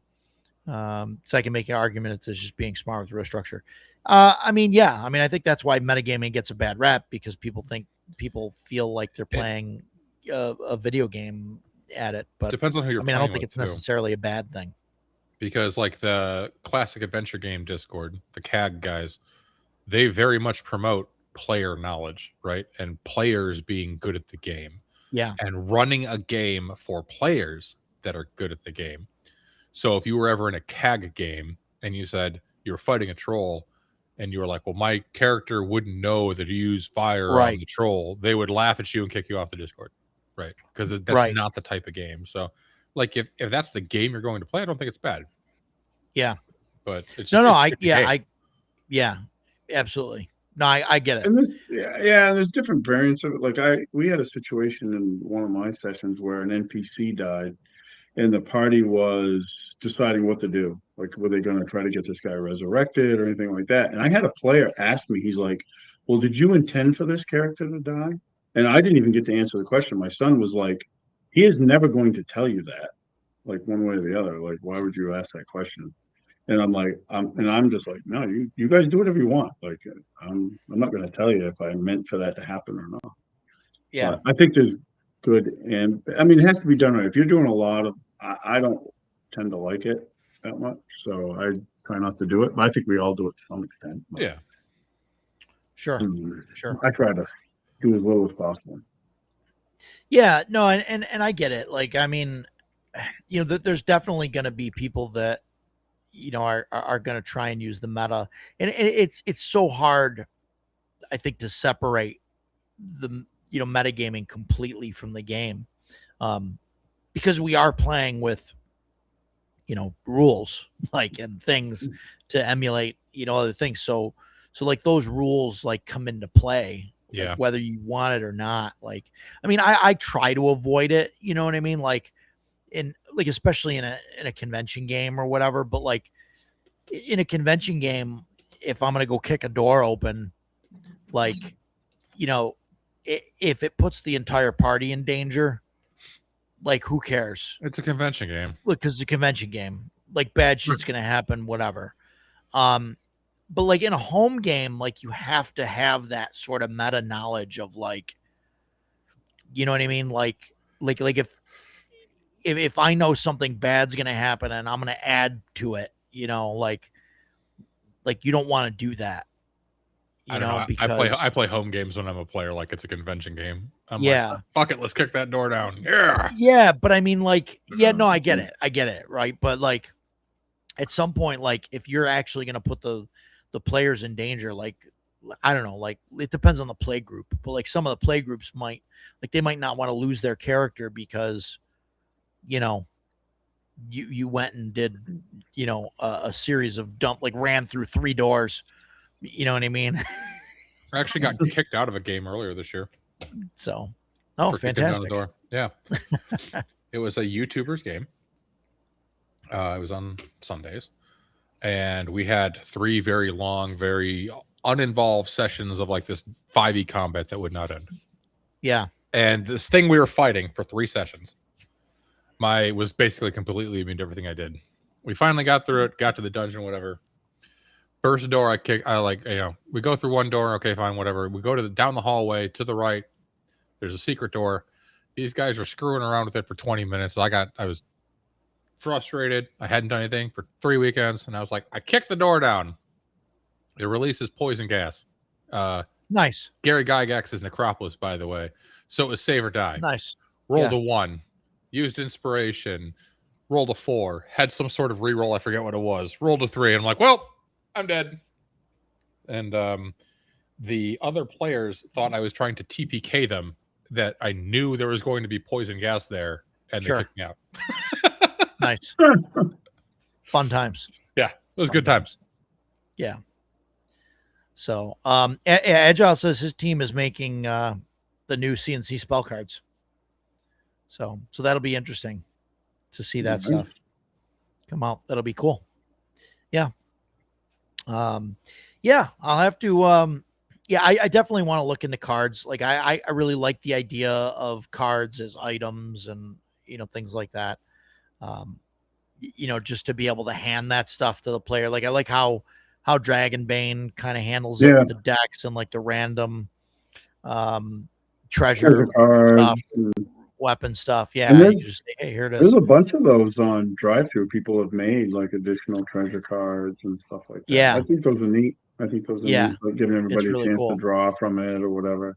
Because Dragonbane typically isn't, at least in my experience, hasn't been like a high treasure game. I actually kind of like that about it. So it's not driven by treasure. So you don't run into that problem like in traditional like D&D style games where you're 9th level and you're like the fighter's running around with, I have a shitload of gold that I have nothing to do with. It's not like the wizard that has to invest in his craft and stuff. Right. So, I like that Dragonbane keeps it low. It's nice because you get to keep playing like you were talking earlier, Roger, like for Fire and the Gray Mouse. So yeah, we went out, we hit this place and did all this cool stuff, came back with this loot, and now we're broke. And woke up in the gutter, don't know what happened. What happened to us? But it also has more meat on it where you can do a lot of other things. It's not just a dungeon crawler. Dragonbane is amazing. Yeah. Yeah, and maybe I don't know. Maybe I will put my game together and for the record, I liked that 30 minutes ago. You're like, no, why would I? Because I would just be pulling what I liked in the other games. Now, 30 minutes later, not only have you convinced yourself to do it, you're starting to think about merch. Yeah, I know. I want a I know, t-shirt. right? Tall sizes, Well, please. Yeah. Right. T-shirts. Oh my god. Well, no, I think like some of that stuff would be cool, right? Like the cards and stuff, like just from a player standpoint, like Oh, that's cool, so you- Chthonic. I didn't know they. Sorry, Chthonic had a cool comment. He uses third-party cards for Dragon Yeah. Knight for conditions. I didn't know those existed. Oh, that's cool. Yeah, I knew they made item cards and stuff. Yeah, Free League uses cards for weapons. Twilight 2000, I like treasure Yeah. cards and improv weapons. Yeah, the improvised weapons. I think that's really cool that they put those in the Yeah, the we've box. never used those, but I think they're really cool too. Yeah. Like you could be like, Yeah, hey, I want to pick, you're in a bar fight or whatever, and you're like, I don't have my weapons with me. like here's your thing. Well, Yeah, and you just give them a here's- random card. This Yep. is the Thing first is, thing like, you grab. Draw a card, and this is what you get. I think that's Yeah. great. I agree. That's Yeah. That game is awesome. That game is, they nailed it with that game. in my Yeah. opinion. So yeah, so maybe cards. Yeah, maybe down the road. I don't know. T-shirts apparently. I don't know. I got to T-shirts figure first. that out. Yeah, Then I the gotta figure cards. that out, Yeah. hat pins, Yeah, hat Yeah, pins. hat They're pins good. probably, yeah. of course. Yeah. Yeah. But I mean, I think I'd want to have something like I love the idea of like a box set with like the 3 little books and everything. Oh, but, yeah. but I think this is Yeah. Oh I think yeah. this is where I want to be, and then like at first, and then Like, after this- this is there, then go Do through and you have? box set. Do either of you have this? I sure do. The starter set? Yeah. Or- yeah. So I grabbed this weekend. This thing is awesome. There's a lot of Like, great it's stuff just- in there. It's filled with stuff. I mean, and then the quality of it, like the art on this is like raised embossed art. Yeah. Open the box, it's got like on both sides, it's got charts and stuff you need to run the game. Now I can't get my fingers to work, but Yeah, the charts in the box, like on the underside of the lid and on the bottom. Yeah, they're great. it's like that's freaking awesome. Pirate And I Borg love the is the best Borg. Yes. 100% agree. I haven't even played the others, and I've technically never played Pirate Borg. I've played Dragonbane in the Pirate Borg setting. And Yeah. it was freaking awesome. Like That's we had a cool. blast. That was my Yeah, I very mean, you should first definitely try Dragonbane it, Stan, campaign because I I'm played in. interested on your thoughts with the Borg system. Shellback. Yeah, does I'll make have box them. sets. What?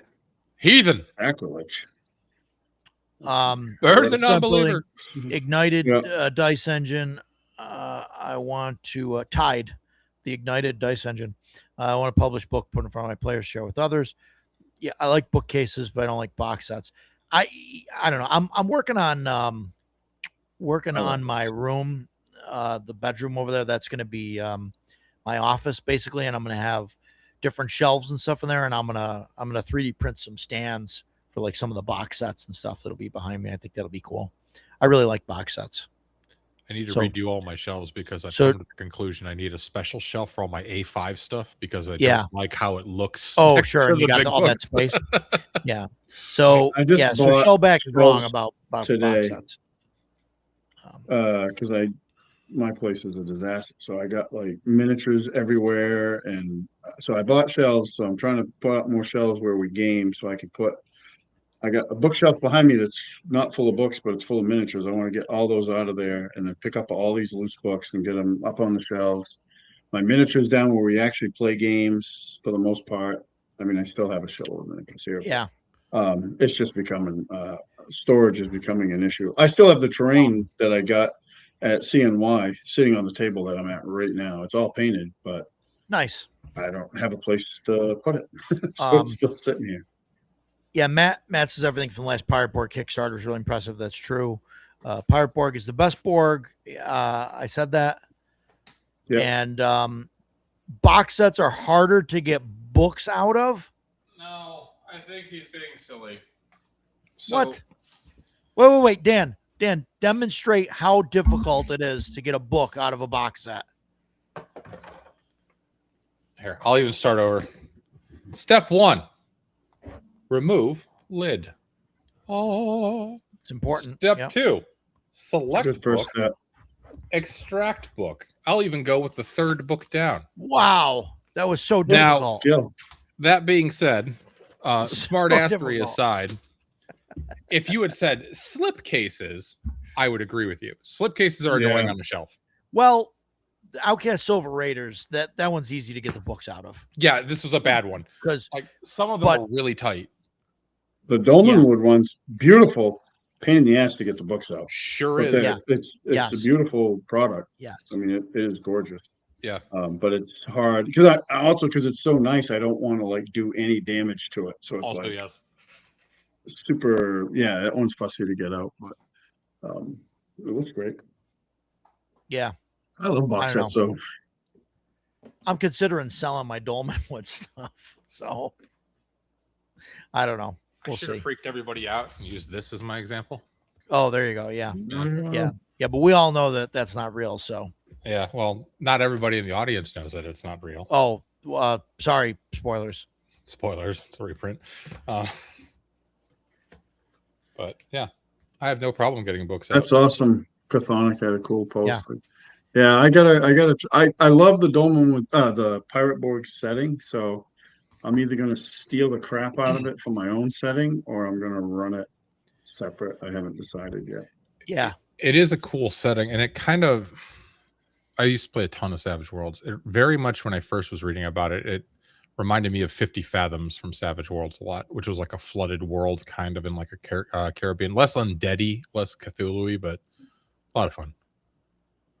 yeah. And the books need to be Yeah. a proper size, but Yeah. whatever. Agreed. What size is that considered? I think they're A4. A4. Yeah. A4. A4, ridiculous, Damn Europeans. ridiculous. They come Lights, the over here pages are tight. for the World Yeah. Cup and have wrong size books. Drive on the wrong side of the road.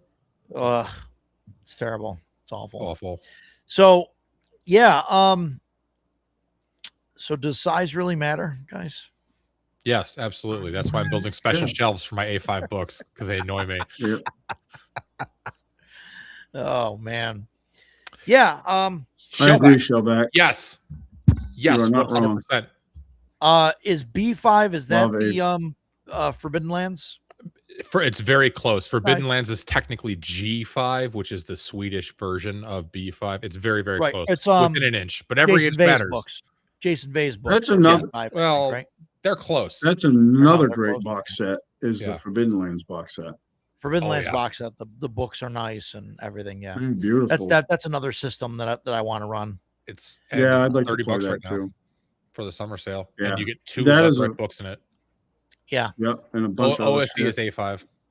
Yeah. OSC is A5. What do I have? Yeah, that's it's not B5? not B5. I got too many books. Yeah. guys. Yeah. Yeah, I don't know. It's some good stuff. So yeah, we'll see. We'll see. But yeah, I don't know. I don't really got anything else on sizes or No, I think a lot of it, depends on what you're trying to do. If you're trying to do a one Yeah. shot, you don't need a lot. But if you're trying to run long, like I'm going on year 5 of my CNC campaign, and I steal from all sorts of sources. I don't stick to one, but you need a little bit, right? Like Mhm. I think. I mean, I wouldn't try to do the same thing with Shadow Dark. I like Shadow Dark. Yeah. I haven't, but I wouldn't try to run a 5-year campaign. Yeah, right. So that's like my thing. Like I want to have something simple, but something that also I can use long term. Simple I with mean, I'm not longevity is looking- hard. Yeah. Right. I think you can still get like relatively simple games. They don't like I'm not switching to like Pathfinder 1E to run my, long campaign. I like Pathfinder Right. 1E, but my brain doesn't go that way with the math and stuff these days. But I steal stuff from it, but I would never run it. I would play it as a player because I only have to worry about one thing, my character. As a game master, I've been there, done that, and Yeah. I don't want to do that heavy lifting. Yeah, there's definitely some things that I would want to try and put into a game that would make it more difficult. So I got to try and find a way to make it less so,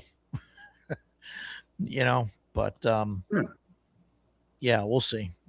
We'll see It's where it an easy goes. thing. I mean, I designed like a character class for CNC, and I was like, I don't know how people design entire games. Like I have no desire to do that. My brain doesn't work that way. Yeah.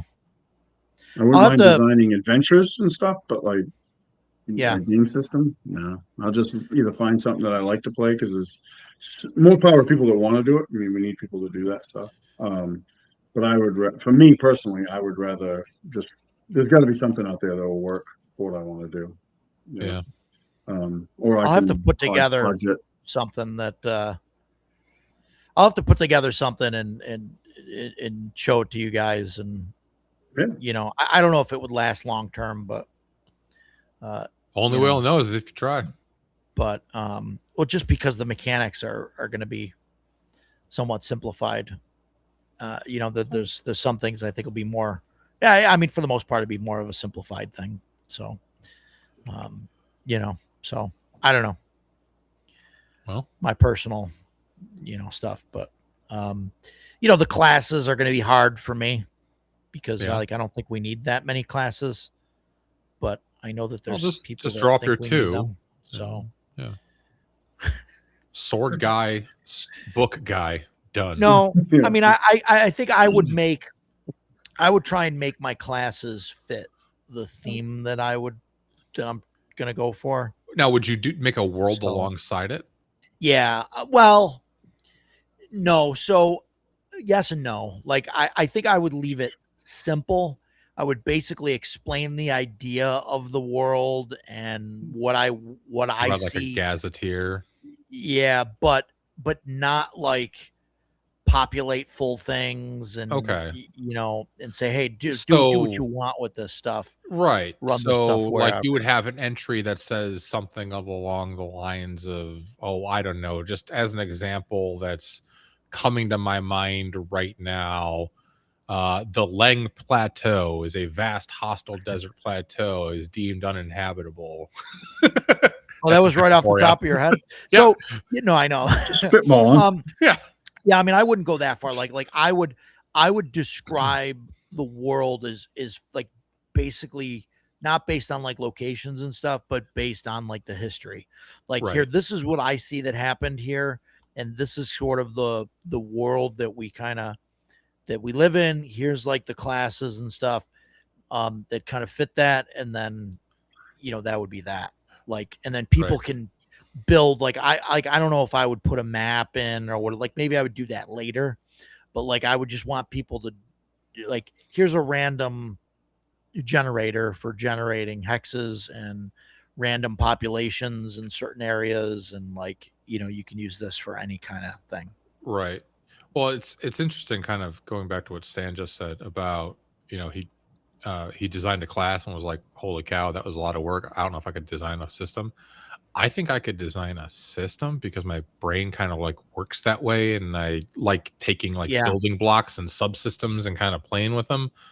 But like the thing that just boggles my mind is when you get guys like Gavin making Dolmenwood or Rob Alderman making Gods of the Forbidden North. And it's just like, you know, 1,500 pages of super deep lore and world building and adventure sites like that. I don't know how a human does that. That's I'm more like inclined that way than, not that I'm on the same level with any of those guys, but like having run, you know, I've been using my own setting for a while, and I do enjoy that. Like, and part of the enjoyment is like, oh, we're going to go over here. I'm like, well, what is over there? You know, so like you figure that out and then start writing it out and trying to make it make sense. And I do enjoy that. There's just the mechanical end of it. I'm like, use Agile Monk's World. There are very cool maps in Agile Monk's World. There are, and I wouldn't use Agile Monk's World in my, you know, thing. I mean, for a couple of reasons, but I mean, one, because it's not mine, and two, because it's the idea that I have in my head and like that is not. Can I make a request? It's not gonna fit. Yeah, I mean, you can make a request. I don't know if when you make your game, call it Neighborhood, so the box set can say GM Rogers Neighborhood. No, it already has a name. Oh, is it something awesome? Yes. What is it? I'm not saying it on stream. I'll tell you when you're older. All right. I'll tell you offline. I think I've already told it to you. You might have. Possibly. But, if I ever make one, I'm going to call it BT CB, and you can figure out that acronym yourself. Okay. I'll give you a hint. So. The CB is this part right here. So I'm kidding. Sort of ish. Yeah. So yeah, I mean, I don't know. We'll see. But like maybe that's what I should do. And I just my whole issue is like I'm not good at like layout and editing and stuff. No. Agile. Hang on. Look, it's not that I know you're kidding, right? But like it's not that your world wouldn't fit because my brain works in this weird way that it does. Like it just I can't use like a standard fantasy world, like because of things that I know already about the world. So, yeah. So there has to be more than just fantasy stuff in there. There is going to be a bit of sci-fi things and that in there. So, yeah. And yeah, to Matt's point, like there's a ton of stuff out there to make, generative tools. And like, a lot of those have wonderful tables and stuff. I really kind of like the Shadow Dark kind of thing where it's just super simplified. And it's like, here's the hexes and here's just roll these and you can, generate stuff. But yeah, as far as like getting like cities and different locations and things and hexes and all that stuff, like, yeah, any one of those has a ton of stuff to do that. So yeah, it's interesting. So, but yeah, we'll see. Maybe I'll start putting stuff together. I would really need someone to do like layout and editing. Well, not so much layout yet, right? But like editing, and not just like editing like corrections, but like positioning of like where stuff goes. Because I feel that my writing is like similar to like Gary Gygax, where I'm just all over the place. And there's stuff that like stream of consciousness. Somebody needs to go through and just like actually, put things in like the proper order and what goes in what chapters and like to figure all that stuff out. Yeah, because I would just do a brain dump. So that's kind of where I'm at, with that. So, but yeah, so maybe that's my goal. Maybe that's what I'll work on little by little. You guys can ask me about it every week. I'll, do something like this. Sweet. Start putting something together, and and we'll go from there. So, but yeah, that's what I got. What else you guys got? Anything? It's fantastic. Thanks for having me. You me. guys are wonderful. Thanks for. Oh, absolutely. I got a bunch of books that I grabbed and dropped all around me so I could hold it up for the camera. That was fun. Yeah, I got a pile that I got to try to put away. Yeah, I do that too. So. I do that too. So no, I think it's pretty good topic. Roger is a professional editor and ghostwriter support person. Yeah, I do. And a layout. That's what I need. Yeah, but layout can come later. True. Like I need to write all this stuff down. Chubby writes his stuff in the layout, which is wild to me. That is insane. Yeah. Like I get it. I get why he does that. Yeah. And I would want to do that, but I just can't because I'll go back and edit things and change things so much that it'll screw with the layout. Yeah. So, I mean, but that's why his stuff is amazing. It's pretty freaking amazing. But yeah, so I mean, I think that's what I got to do is just open up Notepad++ and just start writing. All right, I'm going to make a suggestion. At least use Obsidian. So the poor bastard that has to sort your train of thought can at least break it up into little subnotes and have a little directory structure to it. So no, I mean, you don't think I should just use something like a Google Doc or something? I mean, if you want to make Hordwars. Todd used Google Docs. Is that what he used for that? Yeah, he used Google Docs. No, I mean just for the whole thing, like just for like it doesn't matter what I use because once I get all that stuff out and it's going to go into editing, yeah, like all that can just get Control A, Control C, and then dumped into it anything. I wouldn't use Notepad plus plus. At I least have- go up one. I do have Notion. Yeah, I mean, I'm not a fan of Google Never Docs. use I know, Google Docs. I know Never. some people that swear by it. Why not? I'm not a huge fan. I'm curious why Agile is not a fan. Why not Google Docs? I don't like it because I had a former employer that made us use it many years ago when it was brand new, and it was like traumatizing to have to deal with it. I mean, I've got a bunch of stuff on Google, and so like it helps to like have stuff So, in one uniform place. Yeah, I do You too. know, and so I can like work on all that stuff. So I mean, I get that's why like Notion and all that, but I mean, I have a lot of stuff on Google Docs. So I'm curious as Obsidian's to why nice. you don't like Well, that. but- Yeah, right. Okay, but how Why? about a reason, Agile? How about a why? And what do you mean? So Roger, if you supported the Kickstarter, Right? what do you mean if? One, you know that I'm a lunatic. Two, you literally can look up what I pledged on the Kickstarter. I was at the $145 pledge, whatever level that is. Oh, That's where I was at, the 145 one. I was at Tropic So- Thunder. So there's no if. No if. I can come on the show sometime and tell you why you should not, from any insider government reasons that I am aware of. Yeah, but okay. I'm I sure mean, it has to do with like data farming and look. access and Look, if it's got anything to do with that, I'll give you one guess as to how many fucks I give. No, look. Yeah, right. Dan's right. Dan is correct. But no, I get it. I get it, right? But like, I don't get, like, I'm not, it's not my personal diary. It's not my personal diary. And okay, you're just messing with me. All right. well, So, you know what I mean? It's not like my personal diary. It's not like I'm putting, explaining all of the crimes that I've committed that no one knows about, like in list form, like I'm literally going to write an RPG. Like, I mean, it's like if the government and like the Google Home and like the AI want to use that, like, then I don't like whatever. I look forward to like asking Codex a question and it comes back and it's like, "Brrr, well, according to my search of my secret government database in which I accessed Game Master Roger's Neighborhood prototype RPG. I use Kate. I don't know if that's, Is Kate cute? yeah. I'm wondering when you say you use Kate. what Okay. exactly do you mean? All right. You should go with Obsidian. Obsidian's great. There's an option to pay Look, but- for.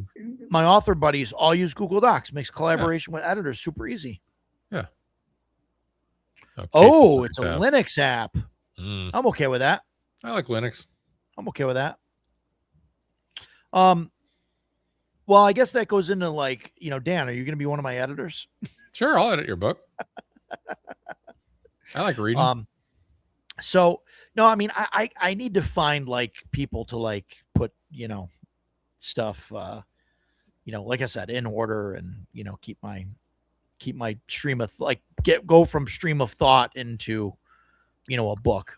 Well, after being staff at CNY, I feel like I speak fluent Roger now, so that should help. Yeah, I think I'm on several lists, Agile anyway. So for a couple different reasons. I mean, one was a lot of book purchases back in the day. And the other is I Were they gave, cookbooks? yes. Yes, they were, amongst other things. What was I forget was it CRB Research or something? Was that the place that was selling all this stuff? Anyway, so yeah, and I had a thing with customs for a while, and I was screaming at those guys, so I'm sure that my face is up there somewhere. Mm. Kate is packed with features that will make it easier for you to view all of your text files. Kate will also let you edit and view many files at the same time. Okay. Oh, God. Fantastic. I'm going to hell. What? What'd I say? Nothing. TBR. Kate- See, he Kate- knows. Kate You is know it. packed was funny to me. I had a Yes. girlfriend in college named Kate. Kate is packed. Mm-hmm. Yep. The ride plugins, including embedded terminal, they'll let you launch console commands. Okay, cool. Yeah. It's fantastic. Yeah, CBR. Yeah, I don't know whatever happened to them, but I spent a lot of money there on books and things. Still have some of them. Yeah. So I'm on a list, and I had a subscription to 2600 back in the day, which I still pick up one every now and again, but from the bookstore. But anyway, that's that. Yeah, console. Yeah, console's got a nice shell. Okay, we'll do a Linux episode. There you go. Maybe, I don't know. We'll put that up there. That'll be fun. We'll I'll see. find out I'm using all the wrong stuff. And I'm So not cool. yeah, right. So I guess that's that. We're over the 3-hour mark. I'm out of here. I don't know. I'm done with you guys. Sounds good. You guys. So you need a better sign off like Matt has for the second watch, where he's like, "Our watch has ended," and then he plays. our watch has you- ended. Yeah, but Yeah. that's like way too professional. Like that. That's why he's got more subs than I do. You know what I mean? Like, yeah, I get it, right? Like, I get it. I get that I'm on some lists. I don't care. I don't care that I'm on these lists. You know, I don't care. It doesn't bother me. I know a lot of people are like, "Oh my god, on a list." Like, I don't care. People complain that their Google Homes listen to them. Like, I don't care. You know, the only thing that bugged me about the Google Homes was when the turkey showed up in the middle of stream, but whatever. Agile, we'd love to get you on again. We'll talk about it sometime. We could talk about government conspiracies that aren't conspiracies if you want. But I'm out of here. We'll talk to you guys. Thanks everybody for watching. If you would, please subscribe if you're not, and tell your friends to subscribe. Tell your friends, parents, loved ones, all that stuff to subscribe. If not, because you don't do it because you want them to listen to me. You just tell them to sub and then uncheck the bell. I just want to beat Jeff in subs. That's my goal. I just want to get ahead of Jeff. That's my only thing. So if you guys could do that for me, that'd be absolutely fantastic. I appreciate it. We want to get ahead of Jeff. We want to get ahead of Jeff. I got a We lot all longer do. to go. And like, share, subscribe to Dan as well. And Stan, I don't know, you got 3 times the subs as I do, so you're doing fine on your. No, if you're not subscribed to Stan's channel, subscribe to Stan's channel. He's got some great miniature stuff. Stan has really cool session recaps. Some painting and stuff. Yeah, and he's got Thank the you. session recaps, and that stuff is absolutely fantastic. Way better than my session recaps would be, because my session recaps would be me showing my horrible doodles on a whiteboard. Well, So I feel like session recaps too would also kind of go against your whole stream of consciousness, like yeah, exactly. style. So, but more on that maybe next time. We'll see. So please like, share, subscribe. We will see you guys on the next one. Don't forget, tomorrow night doing the stuff with Todd, Jason, and Matt, and more stuff coming from Dan and I, and more of my solo content. If you want to see me, do it alone, then you can get more of that. So I gotta get out of here before I Phrasing. get monetized. That's your sign off. If you want to see me do it alone. It's fantastic. Well, I thought it made perfect sense. All Oh, it did. right, I'm out. Take care, I everybody. love you, Roger. Bye, Take everybody. care, everybody. Bye.